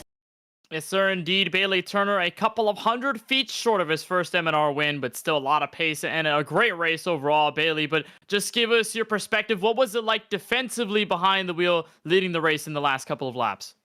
Yeah, Adam Cabot and I had a plan there going. We've been teammates and working together for the last couple seasons, and we had the 2-car tandem going there, and we're going to stick with each other until, probably turn 2, turn 3 on the last lap to make sure one of us came away with it there. And unfortunately, we all got into, I think 3. I think Corey was pushing Adam so hard into the corner that he just had to dive low not to hit me. And unfortunately, he took himself out of the running, and then I was like, well, I don't have my rear gunner anymore. So kind of just to sit and duck there with this package and how all the runs develop. And Corey had amazing speed all night. And just, I was like, do I go low right here and risk giving up my right rear where, that was the one thing you didn't want to do all race, or risk him throwing a slider in there on the last lap? And sure enough, he did that and got me up into the marbles. And at that point, no grip, and definitely not wanting to take him out or take anybody else out.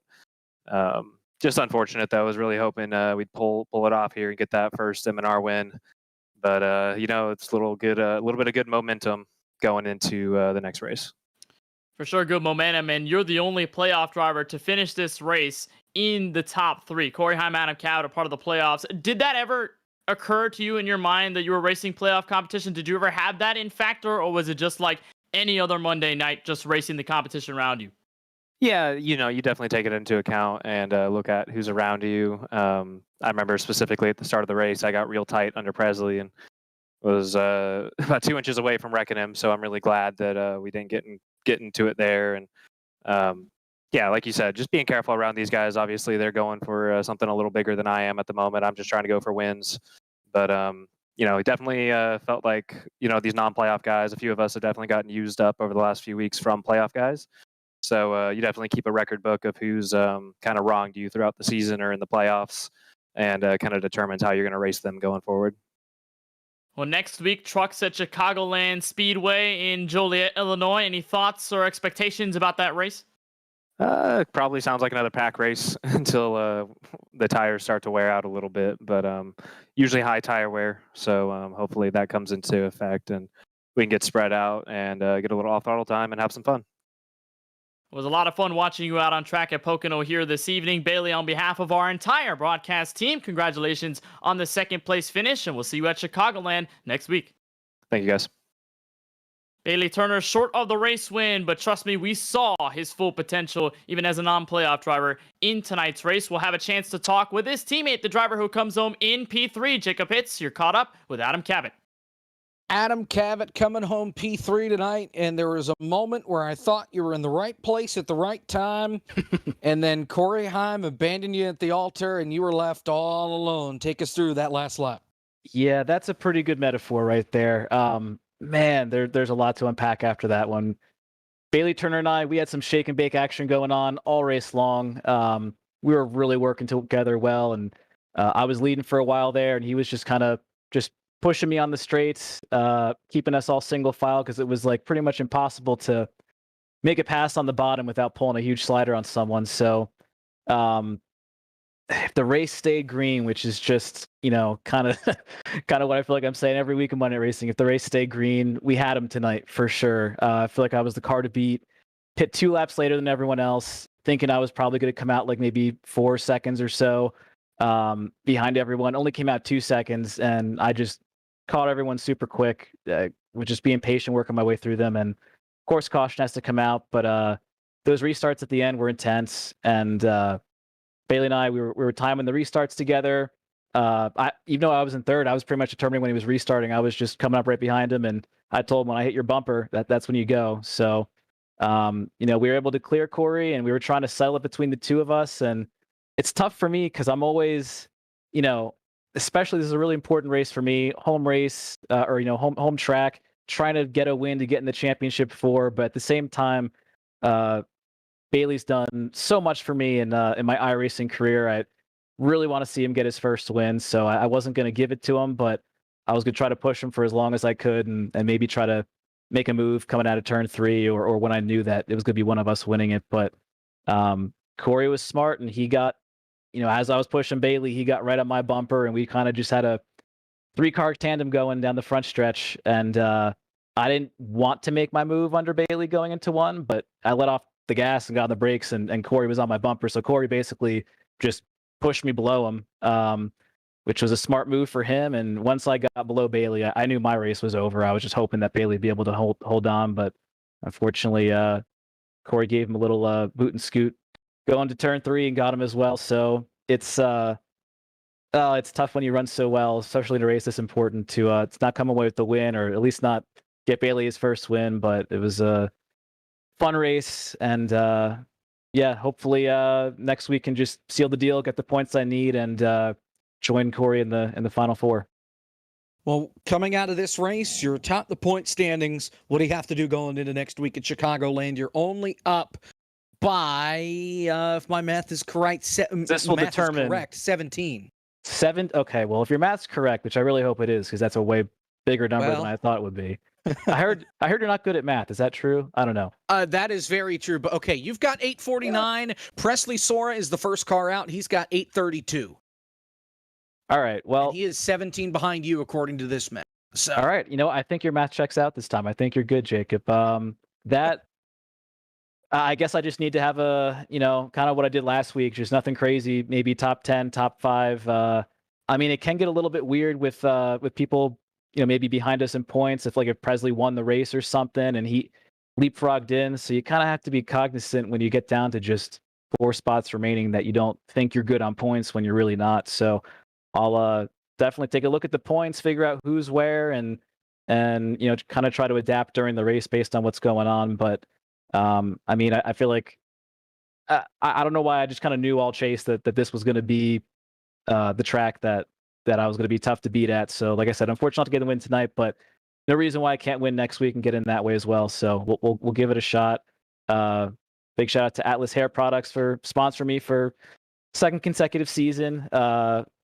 We're gonna get him a championship this year. That's what I've been telling everyone. We're gonna bring home that championship. We're gonna become the first 2-time Monday Racing champion. All right, Adam. Well, thanks for your time. Best of luck next week, and we'll see you from Homestead. No, not Homestead. Where are we?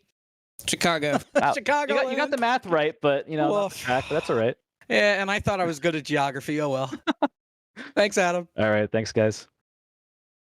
Blake, please take it away. Thank you, Jacob. And man, what a race we saw here at Pocono tonight. I know we saw Pocono out of the chat enjoying the race, and I know everybody up here in the broadcast booth certainly enjoyed it. I hope everybody out there watching on YouTube, on Twitch, wherever you were taking in this race that you enjoyed it as well. It was great fun for all of us, including the drivers. I'm sure a few tippers, I'm sure, after a race that was that intense, but nevertheless, I think we can all hold our heads high after that one here at Pocono tonight. So without further ado, I'll say thank you on behalf of our entire broadcast team, Ryan Bauer down in the virtual production trailer, Eric Eastep, Kenneth Bueno, and Jacob Hitz. I'm Blake McCandless saying so long to Pocono, but hello to the Front Stretch post-race show that has more continuing coverage of the Out of the Groove 200. Guys?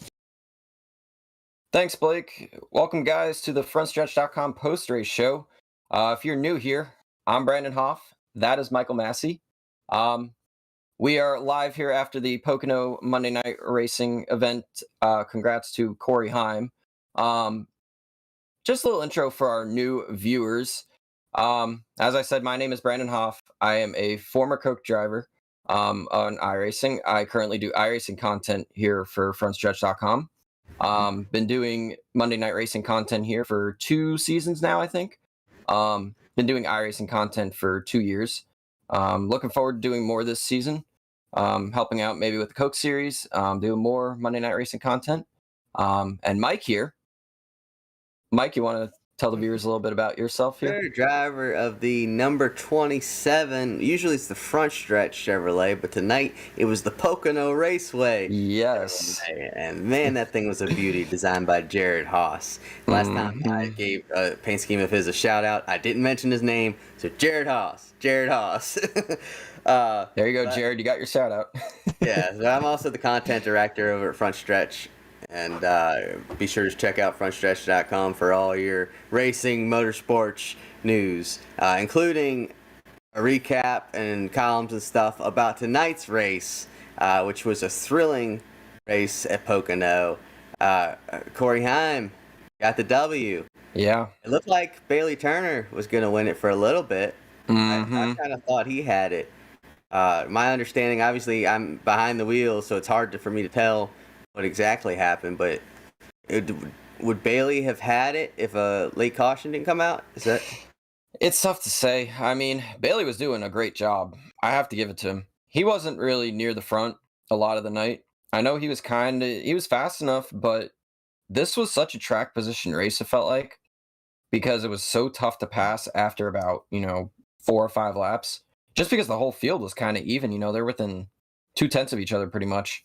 So, he was doing a great job once he got out front. If the caution, it's tough to say, if he would have kept it. He might have. I thought Corey was the strongest car all night.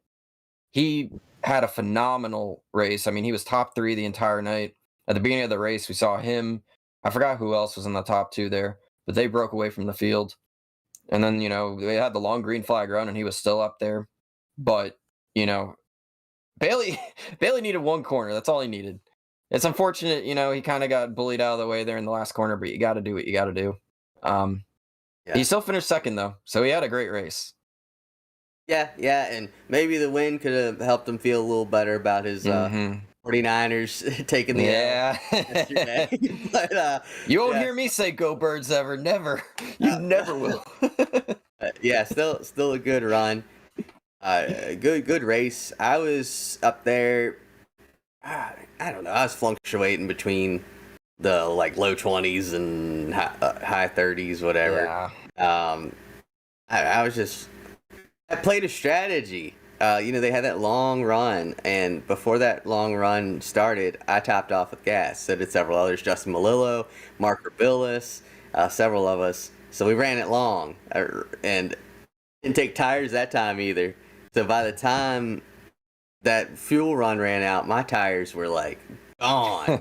And, they're bad. They were bad. To the point where the lead pack actually passed me for position, on the track while I was still milking it out there. And Corey Heim might have rudely asked if there's a minimum speed while he was passing me, because that's how. Oh, I didn't hear that. That's how Oh, far my tires were gone. But yeah, but it would have worked out perfectly because the caution came out right after I pitted. Everybody else pitted, but I decided I didn't want to do what Mark stayed out, went for it in the front row. I didn't want to try to do that. I just figured it'd be a pile up. It'd be that was wild, man. That was wild. Yeah. They were 5 wide into turn 1. And I was spotting Nick. And Nick was literally, I just kept saying top of 5, and then top of 4, top of 3, top of 4. Like, it's crazy. That was I would say that was a game-changing restart or a race-changing restart.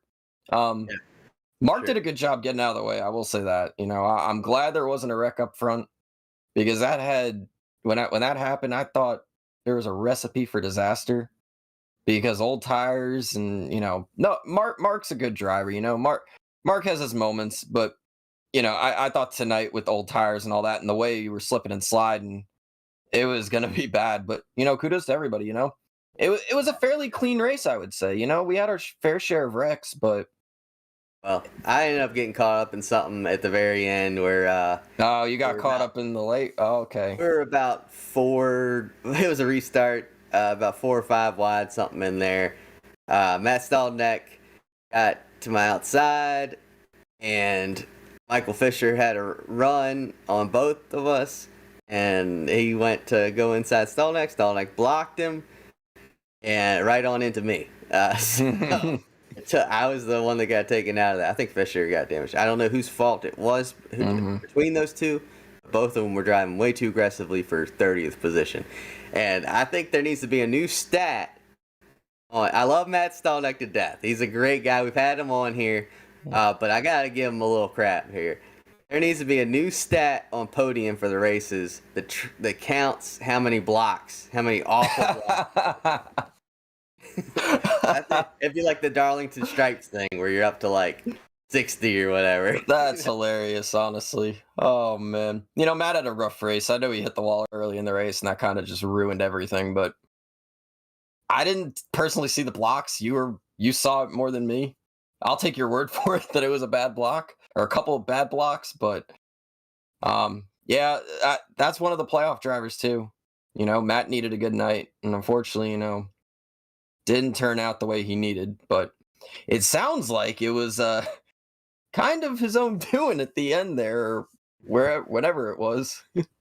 Depends on who you ask, I guess. I guess so, yeah. It always does. You always get two sides of the story. But if we talk about the playoffs for a minute, actually, we have kind of two sides of it now after looking at the points. I believe they're being worked on right now as we speak, but oh, there they are. Okay, never mind. They're up.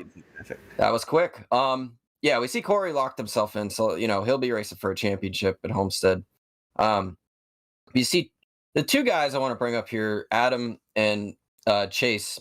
We'll actually be having Chase on in a little bit, but they're, I won't say comfortable, but they got a fairly good margin. Joey's got 6 points on Presley, but those two, if I'm Adam and Chase, I would just focus literally. You get top 10s both races, or next week, I should say. Yeah. You're going to be fine, I think. As long as one of those guys, Presley or Ryan or Leighton or Matt, if they don't win, even Joey, I think they're in a good spot. But, we know Presley. He can win anywhere. We've seen Vargas have good runs. Leighton, Matt's been sneaky good all year. It's gonna be interesting next week. I'll say that. But good races though for those top three there. I think they got exactly what they needed. They all finished top 5. Of course, Corey with the win, but it was all around. That's exactly what you want for the start of a round. My understanding is it would have been a little tighter. Maybe even Presley would have been ahead of Paget. But at the end. Just from what I've heard, I can't. I've only heard one side of the story. I heard that Colin Fern might have given Presley Sora a little tap there at the end, and he lost some spots because of that. And if you remember, if you've been watching our program for a while, you remember when Colin Fern was on here, he had Presley on a certain list of his. That he rattled off, saying he'd get him back at some point. So I wonder if tonight was payback. But just interesting to see. During the playoffs where it matters most is that when we'll have to see what Colin has to say. Listen, I don't know what happened. I'm just reading and I'm listening and I'm hearing what you're saying and what everybody else is saying, but we know how Colin is. He doesn't go against his word really ever. We'll have to see what happens with that, but yeah, it's unfortunate what happened to Presley. But if there's anyone in this league that can recover from something like that, a late race incident and being behind the 8 ball, it's probably him. And next week with Trucks at Chicago, it's a pretty straightforward race, I guess you could say, because it's run on iRacing official series a lot. And I know that's what Presley runs a lot. And Presley's really good at that stuff. So, I'm not going to call him the favorite to win next week. But I'm just saying, if you're in that top 4, if you're probably Joey more so than Chase or Adam, you better watch out. That's all I'm going to say, because I think Presley's going to be dangerous.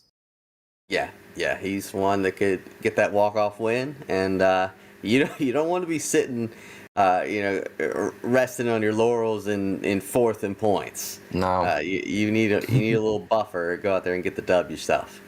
Yeah, no, definitely, and of course, a win like Corey got tonight. A win just erases any pressure going into the last race. But moving on, I think we're gonna be joined by one of our guests tonight. I believe our first one will be Chase Cabry. He finished 4th tonight, had a really stout race. I know he didn't start up front, but drove his way through the field. Came home with the top 5, and as I said, he's got a 14-point buffer now over Presley. I believe we have him. There he is. There he is. How are we doing tonight, Chase? Up? I'm doing good. Do I need to move my camera and make it look better? Look at that. I think we're good. We see thought you were going for like a dramatic, side angle. I don't know. Whatever. Oh, wait. One's over here, one's over there. I'm all messed up. Let me fix this. All right. No problem. You're all good. We see you. We got you. We hear you. We see you. That's all that really matters, right? Talk about your race tonight, Chase. You've got a top 5, as I said. I know we were talking off camera a little bit. Good finish. You're pretty comfortable on points, I guess I would say. How are we feeling going into next week? I just learned that it's the truck. I thought it was the Xfinity car. So it's the truck at Chicago, which, as you said, Brandon, I think it's going to be another draft track. Tonight was really, really fun, but really, really frustrating at the same time. Just because you could build runs, and as you built the run and you did everything you could do, if you pulled down, you were done. So you had to try to be really smart, and I did. I kind of got myself into trouble as once I got up to the lead, me and Adam started racing each other super, super hard. So it allowed him to eventually be in the right position when 3rd place got caught up, and then it shuffled me back to 4th, and I felt like I was 4th for the remainder of the race. It just was so difficult to try to push around people, or the only option you had is if they decided to make the move to the bottom and you ended up following along the top side of them. So I tried to do everything I could do to get a better finish. I thought coming to the line that I was actually going to have a shot at running 2nd, but I mean, literally, you see it, Adam gets to my right rear, and I'm just dead in the water. So, not a bad race, but could have been better. Yeah, for sure. It was wild. If you went side by side with somebody for a while, then my camera's falling. You lost the pack. Dang, there we go. Now it's not falling. I don't have to hold it. There we go. Apologize. Gotta get the angles right. Yeah, dude. I'm a camera guy, but can't figure out how to operate a camera. Yeah, you know your camera stuff, so I think you're good. All good. But yeah, it was true. If you race somebody for too long tonight, you would lose the pack if you battle with them too long. But had you ever experienced a race like that at Pocono, where it's pretty much a pack race? Other than the practice races we've done for this. Not really. I mean, it was, like I said, damn, it was frustrating. I feel like a lot of these races in the Monday night deal I'm learning are more and more draft tracks. I counted it, and there's 7 of the last 12 races that we've run have all been heavily draft track. So, yeah, it's super almost frustrating at times. I mean, I'm having a blast. Don't get me wrong. I'm not saying I don't like the league. I'm loving it. I'm having a great time doing it. But it's frustrating for sure, just because like there's so much draft involved at each and every place. It's like, the opportunities when draft isn't involved, you have to really take advantage of those, like I did at Twin Ring and I did at Richmond, to be able to try to win a race, to lock in, to make it easier for yourself, because we're going to trucks at Chicagoland next week, and it's another draft track, and one slip of somebody and I could be upside down, flipped out of the ballpark, and I'm out of the four. So yeah, we'll have to go into next week. I think, like you said, what is it, 14 you said? Yeah, you're 14 up. So if one of those guys wins a race, I'm 6 up on Paget. So even if like Leighton or one of those guys were to win the race, if I finish 6 or better, then I lock in, I think. So Something like that, yeah. Yeah, something. So I just gotta play my cards right next week.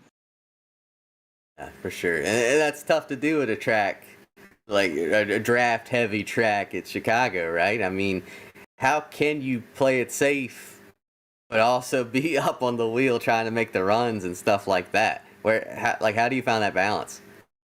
Hell, I don't know. If I could figure it out, I'd figure out how to operate around Daytona and Talladega. I feel like I'm great up until turns 3 and 4, and then I'm flipped upside down. So, yeah, I that's gonna be something I'm gonna have to like figure out going into next week, and figure out how to do it. Hopefully, it's like you said, it's in the daytime, so it's less grip, and tire wear comes into play. I hope that comes in. I hope that happens. And then I'm sure it will after 10 to 15 laps. But yeah, I mean, I felt safe tonight, as in once the race started going, I felt safe, as I ran out of talent in qualifying, so I had to start 22nd because I hit the fence on my money lap. And then I was just like praying there wasn't going to be an early caution. I could just try to bounce as fast as I could to the front. And in that first run, I got to 4th or 3rd.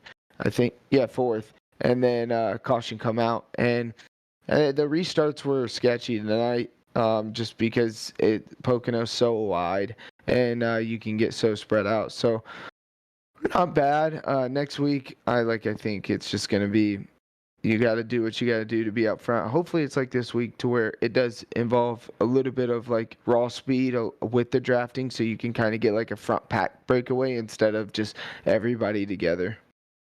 Yeah, definitely. And my own experience on iRacing, I mean, in years past, it didn't matter. The last 3 years, Chicagoland's been all draft in the trucks. It's literally been like Talladega for at least 15, 20 laps. But that's, they added the night feature on iRacing, so that's a little bit different than the daytime, as we spoke of.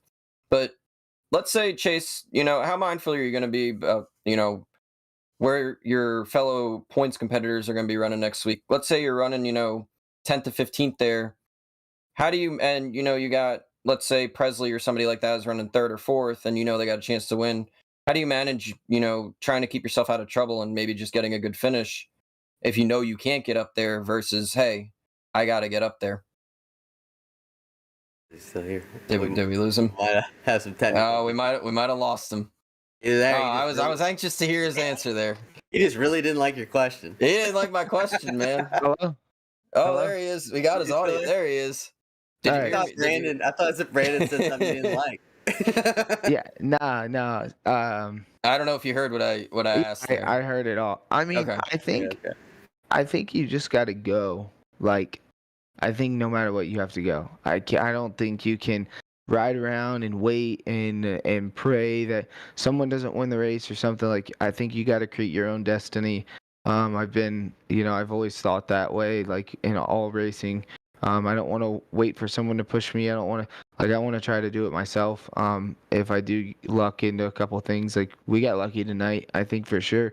There was a couple instances where I could have been backwards and junked, and been like in a must-win scenario going into a draft track. I would have been stressing. So, yeah, I'm pretty comfortable where I'm at, being 14 up. Like Presley did win Daytona. Obviously, he's pretty good at these, like plate racing almost.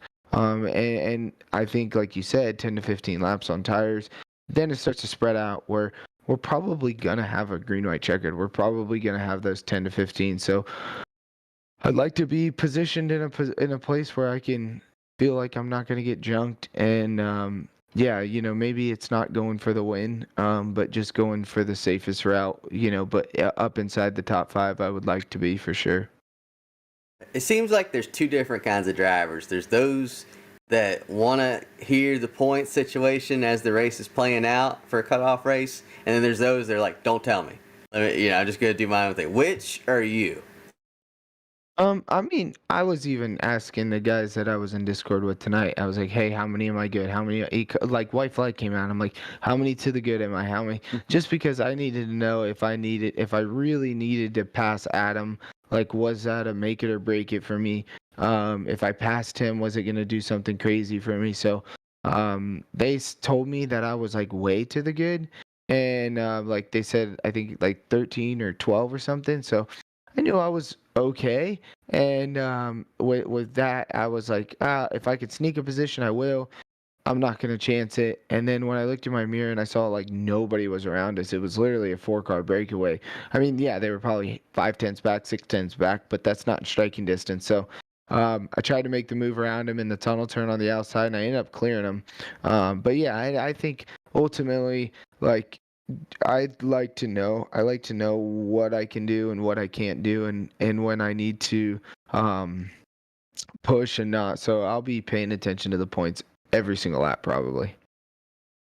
Sure, for sure. I can relate, I guess. If I was if I was in this, I would probably want to know where my competitors are.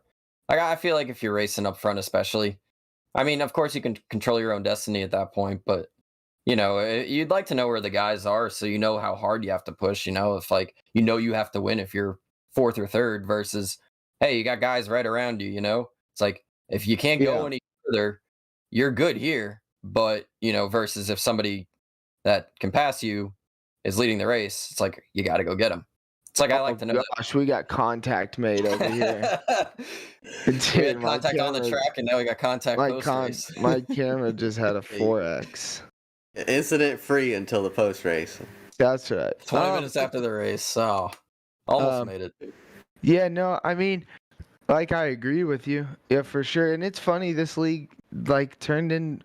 At first, it was like my buddy's like, "Hey, man, you should sign up for this." Like, all right, whatever. So I sign up, and then I start like looking into it. And I'm like, "Oh man, this thing's pretty sick." Like, it's got a pretty good following, like really good drivers, like guys who I see every week in the garage area. Like, and then I signed up, and then I was like talking to Corey about it at the truck races, and I'm like, "Man, this is gonna be pretty cool. It's gonna be pretty fun." So I ran we ran the first race, and then going into Twin Ring, I was like, Arca car is by far my best car. I think it's because when I was racing Arca and K&N, I made like a million laps in those things at every track we were going to. So I have a ton of laps in them. And so I knew that was a place that I could win. Then I won, and I'm like, now it's like, I look forward to it every Monday. So now I'm like, now I just keep talking about it. All right, I'm this to the good. I can make Final Four. Like so overboard now. Like it's almost, I'm gonna miss it when it's done. Yeah, for sure. I think we all, because it's gonna be a longer break this time too. Yeah. Was there any point tonight where we'll kind of send you out on this, but was there any point tonight where you heard the spotter say, you're in the middle of 5 wide, or it's something like that? Because some of those restarts, like I thought there was 2 people on my outside at one point. There was like a whole nother lane. Did you ever find yourself in any of those positions and you were like, oh no, like this ain't gonna work? Yeah, I was actually just talking about it with Adam, with who's on the pole, Mark, and when he was on the pole coming to 8 to go, I said, there's a really good chance we get wadded up right here. And I was really praying not. And so we went off in the corner, and I just went to the wall. Like, I saw people breaking down. And I knew if you can just hold people's right rear quarter panel, like, dead, they're done. So I just went to the wall, and Adam went too, and then we came off, and I just started pushing him, and I like looked left, and because I get the triple monitor deal, so I look left, and I'm like, shit, man, this is gonna be, and literally my friend comes and goes, this is gonna be big, and I was like, yeah, I know, but yeah, no, I mean, there was multiple times where I looked over and I was like, goodness gracious, we're 4 or 5 wide. I don't run a spotter. I don't even have anybody in Discord spotting for me, nor do I use the iRacing one. So it's all up to me looking left and right. Wow. That's impressive. I will say that. Well, you even use the iRacing one. It's delayed. Okay. I think it's annoying too. Yeah, you got a car on the inside, still there, like over and over. I'm like, dude, I got it. And then, yeah, and the virtual mirror is like so good. You can see everything out of that thing. So, I mean, even when I was in real life, I told my spotters like, hey, don't worry about my insides. Like, don't ever call inside. I can always see it. I have my left side mirror and the right side mirror, or the top mirror, you can't see anything out of. So I was like, clear me outside. Other than that, just feed me lap times and call like a normal race. But yeah, I wasn't really. I don't know why. I think it's because I come from like dirt sprint cars stuff where I don't like hearing people in my ear. Like when you're racing that, it's just balls to the wall as hard as you can go. And I grew up doing that, so I'm like, I can't stand it. That makes sense. That actually is a good point. I wonder how many dirt guys think like that. It's like they come over to pavement, and now it's like they got somebody talking in their ear constantly, whether it's the crew chief, spotter. Gosh, like ridiculous amount. Yeah. And now you dirt guys aren't used to that. You guys are used to running these sprint races, whether it's heats, qualifying, hot laps. And then the race, the feature's only like 30, 40 laps normally. Yeah, You're done in like 5 minutes, 10 minutes. Yeah, the only thing you got is like the only form of spotting you got is a guy standing out in the corner pointing to go to the top or go to the bottom. Sometimes it's that makes it really tough. But yeah, I come from that, so I don't like hearing chatter in my ear, so I just run everything off and just pay attention to the virtual mirror. Yeah, no, that makes sense. That's impressive though, I will say. But congratulations, Chase, on your 4th place finish tonight. You got a, like I said, pretty comfortable margin, I would say, going into Chicago next week. We wish you the best of luck, and we'll hopefully, talk to you maybe next week or the finale. Yeah, thanks, man. I appreciate it. Yeah, no problem. I'll see you. See you. That was Chase Cabery, 4th place finisher tonight. I think he's got a good chance next week as well. I was talking about, about Presley having the iRacing official experience, how Chicago's always run with the trucks. Now, Chase has been on iRacing for a while, so he's got a lot of experience with that as well. I feel confident about him advancing to the finale. I guess we'll see, but I think he's confident. He's been great all year for his first season, so it's going to be exciting for him. I think he makes it as long as, he keeps the 4 tires. Yeah. Nothing happens to him. Keeps all 4 tires on the track. I think he's got a pretty good shot. But you never know. You get caught up in something just like that. So, I don't know. Tune in to watch next week to see if he makes it or not. Yeah, there you go. That's the best way to put it. Just tune in next week and we'll see. But I feel good about it. But anyway, moving on. I believe our next guest had another good run tonight. Ran top 10 pretty much all race. I was actually racing with him in the practice race last night a bunch. Gary Sexton, P6 tonight. How about that, Gary? Good race for you. Yeah, we finally got a clean race in. It was it's been a wild season for me, not in a good way. Just getting a lot of crashes, a lot of misfortune. Just kind of being patience really hurt me this season. I was not patient tonight. I was very aggressive and kept me up front. Usually I'm letting guys by. I'll try to give up a few spots and save tires, and then I get run over by somebody. So yeah, it was really nice to finally have a race that was clean and everything fell our way. No weird cautions came out or anything when we had a pit cycle. So everything went smooth, and we finished about where I think we should finish normally most weeks. So look forward to finishing out the season strong. Yeah, for sure. The way this race, you really could play defense if you wanted to. Say if you just stayed up high, Is that kind of what you were doing? Was just keeping outside so you'd have that run off the corner? Yeah, like you couldn't pass on the bottom unless someone really made a mistake off the corner. Like obviously as the run went on, you could get better runs as guys were getting loose. But yeah, early in the run, you just hung on the top and just pin guys down. I mean, guys are getting upset about it, but like that's what you have to do, because if you go to the bottom or you let somebody by, there's going to be a train of people that want in, and that's what happened to me at Richmond when we wrecked with David. It was just like I was up in like 6th place. I let one guy by, and then just a constant conveyor belt of cars that fell all the way to 20th, and then trying to get in behind David, we net coded and he went head on the wall. So it's like, I hate to have to race that way, though I enjoy it. Like I enjoy that. I don't know why Pocono gets such a bad rep. I love racing there. I think it's a lot of fun. You really gotta really plan out your moves.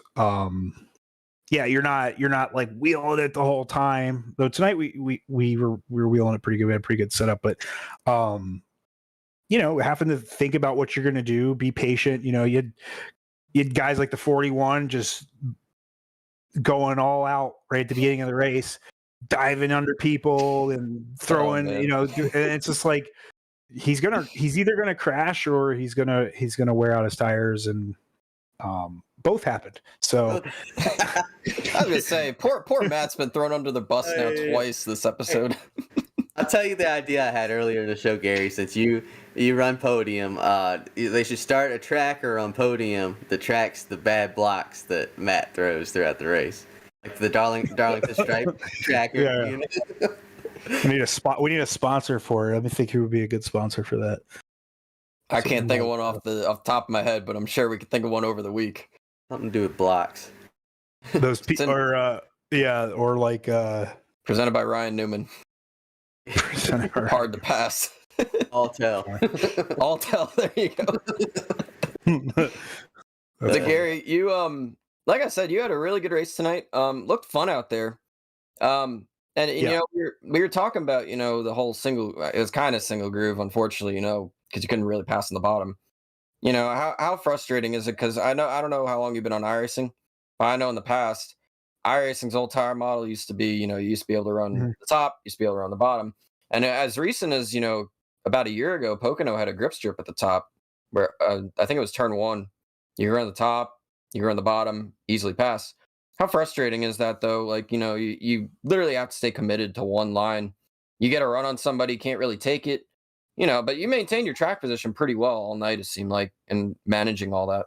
Yeah, I think for me, the frustrating part is not that I can't pass or that I have to, that it's one groove. The frustrating part is everyone around me not like just taking a breath for a second and not trying to, like, I know everyone thinks that they have to get all they can right off the start because like, oh, it's so hard to pass.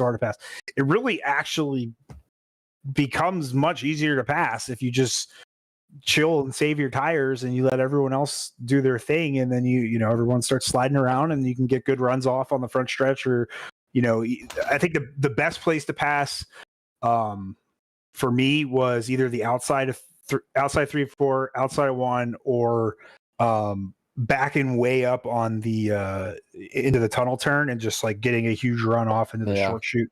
So for me, the frustrating part is less about like not being able to pass, because I kind of I know like multi-groove racing is great, and it'll come, hopefully it comes back someday to iRacing. I was on the sim before we had the new tire model and stuff, and it was a lot of fun. But this is just the way we have to race right now, and I have fun. Like I have fun trying to figure out what the next move is going to be. Like I like playing chess and stuff, and it's the cliche thing. It's like a chess game though. You have to be ready to give up a little bit, maybe, to knowing that you're going to be able to get that back later on. Granted, sometimes in this league it's hard to predict a green flag run, but generally late in the season, we start having really clean races here. So I figured, after the practice race last night, we ran green for quite a while, and there was a good chunk of people in there. That it may work itself out, and it kind of did. And I just took my time at the beginning, knowing that we had a really long race. 80 laps is a long race at Pocono.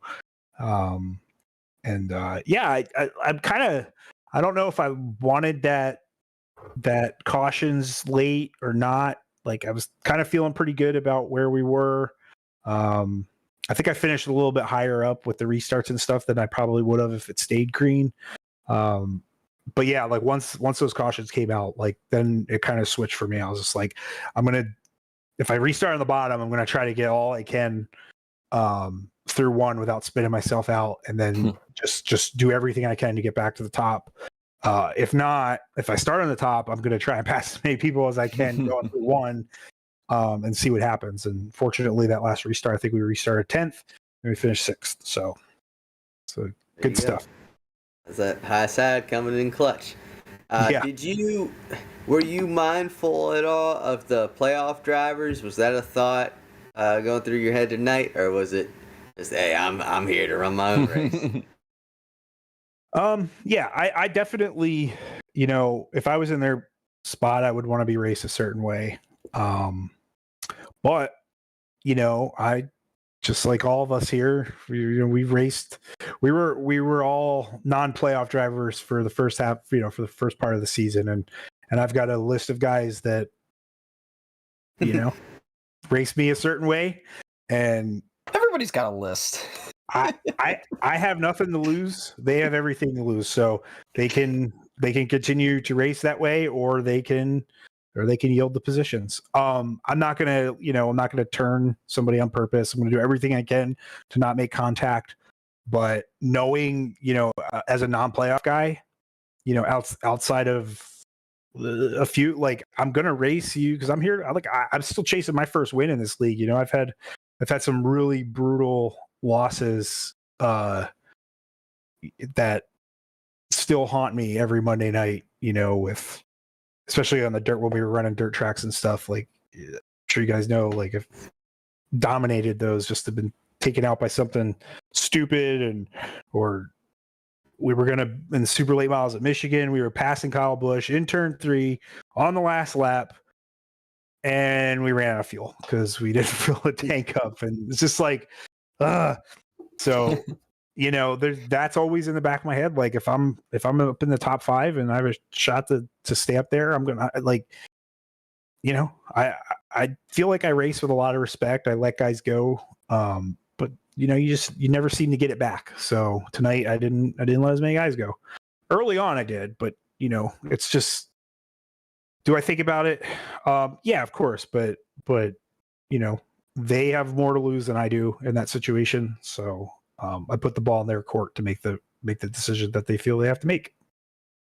I feel like that's how most drivers feel that are non-playoff guys. I feel like they think, the ball is in their court. They can decide how they race you, and that's how they'll get raced back. But some guys, they'll say, I don't care your position. I'll race you as hard as you can. Yeah. You're gonna take it whether you like it or not. But go ahead. Go ahead.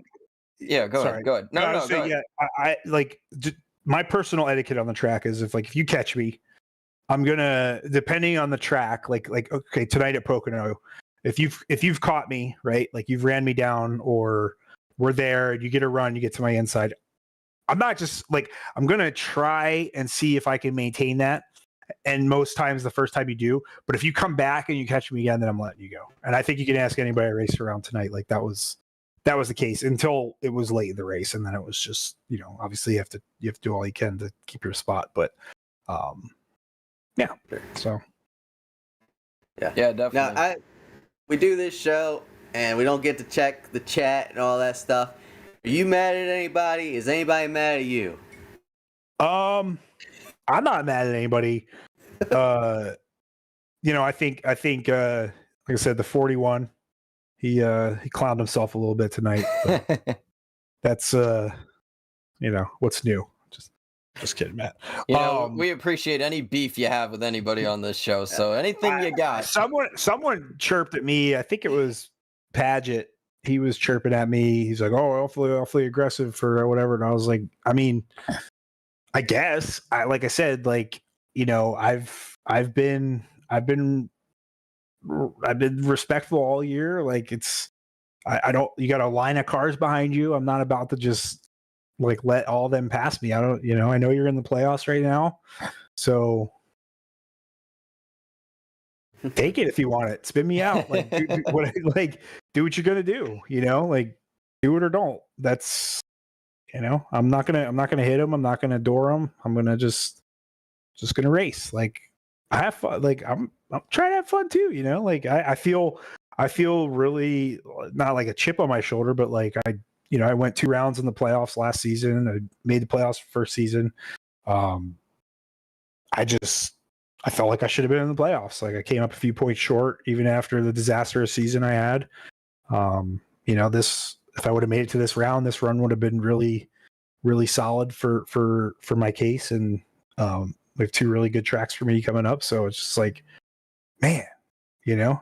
But beef, no, I try to not have too much beef, just because I help run the league, and it's, you know, it's better not to. But there's definitely a list of guys I keep right here on my dashboard that I know how to, you know. I'm just kidding, but I believe you.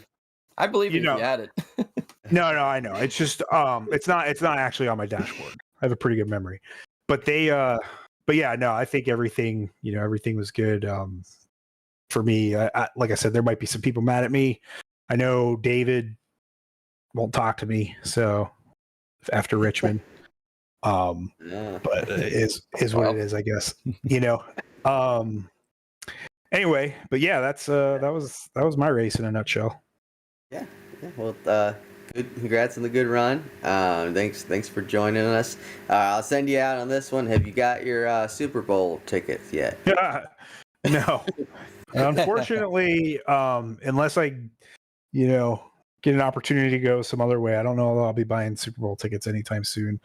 You know, especially like, I feel like if I was going to buy tickets to Super Bowl to see the Eagles play, it would have been the first time that they went, that I would be like, I guess they've been to the Super Bowl twice since I've been alive. Yeah. So, the first time I was in, I don't know, 11th grade, I think, or something. So I probably wouldn't have been able to go then. It would have been the first. Yeah, it would have been the first time in 17, the 17 season, that it would have felt cooler to go to. They're just so good this time around that, like, it's like, man, I wouldn't want to spend all that money just because I know they're going to win. So it's like, you know. Hey now. Look. I mean, we can lay it out on paper.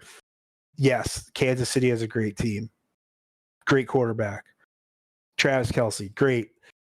But not Kittle. That was the team we just steamrolled. Kelce. Kelce and Mahomes. Who else you guys got? Like, there's no. I'm not a Chiefs fan. You guys whooped our butt. I'm a Giants fan, man. Oh, that's right. You could take someone off the street and make them look like a good receiver. This is true, but they haven't seen a defense like the Eagles have. Their defense hasn't seen an offense like the Eagles have.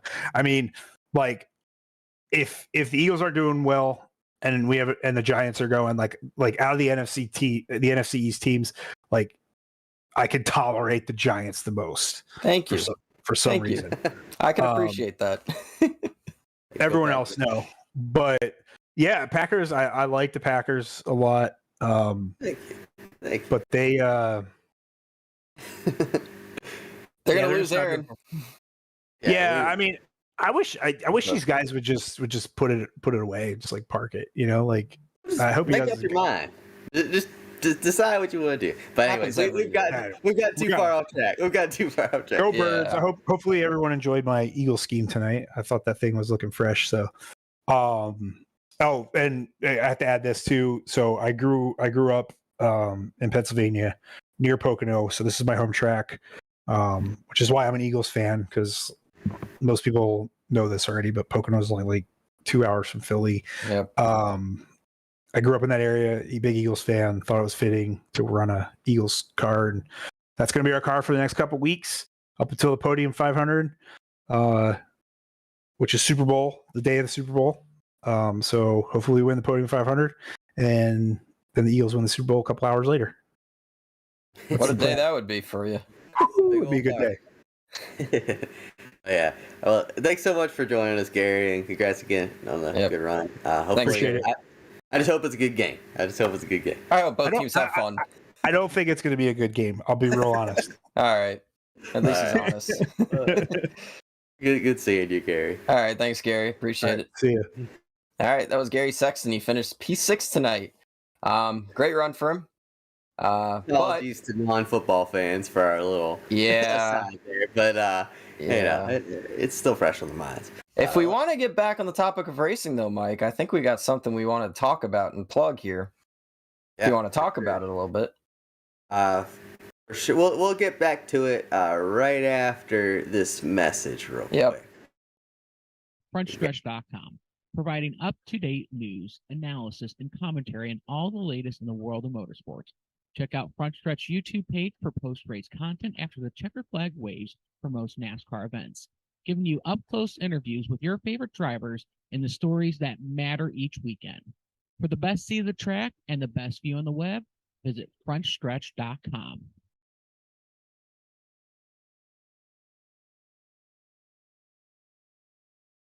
Well, there you saw it.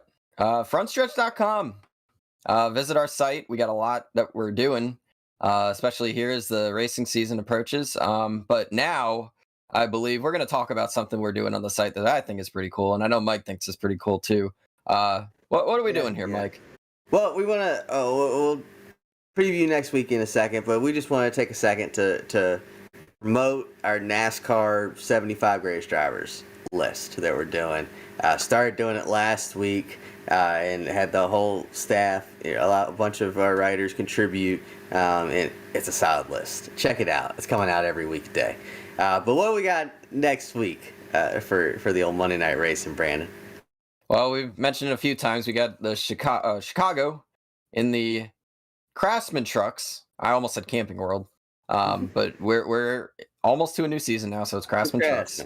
Yeah, it's gonna be easier to say now. Most people grew up with Craftsman, but yeah, I think it's gonna be an exciting race. It's gonna be a draft track. I think most people know that already. Corey can go in there and do whatever he wants, really. He's locked in. Like I said, and I've said it a couple of times now, I think Adam and Chase are in a good spot. They just got to be cautiously aggressive, I guess. They got to be mindful of, all those guys behind them.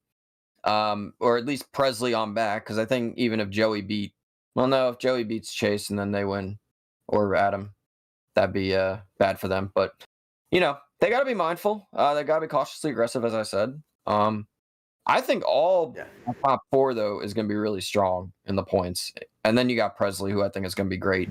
I think Vargas is going to be good. He's pretty far out, I think. Vargas is 10 points out. Okay, so that's doable.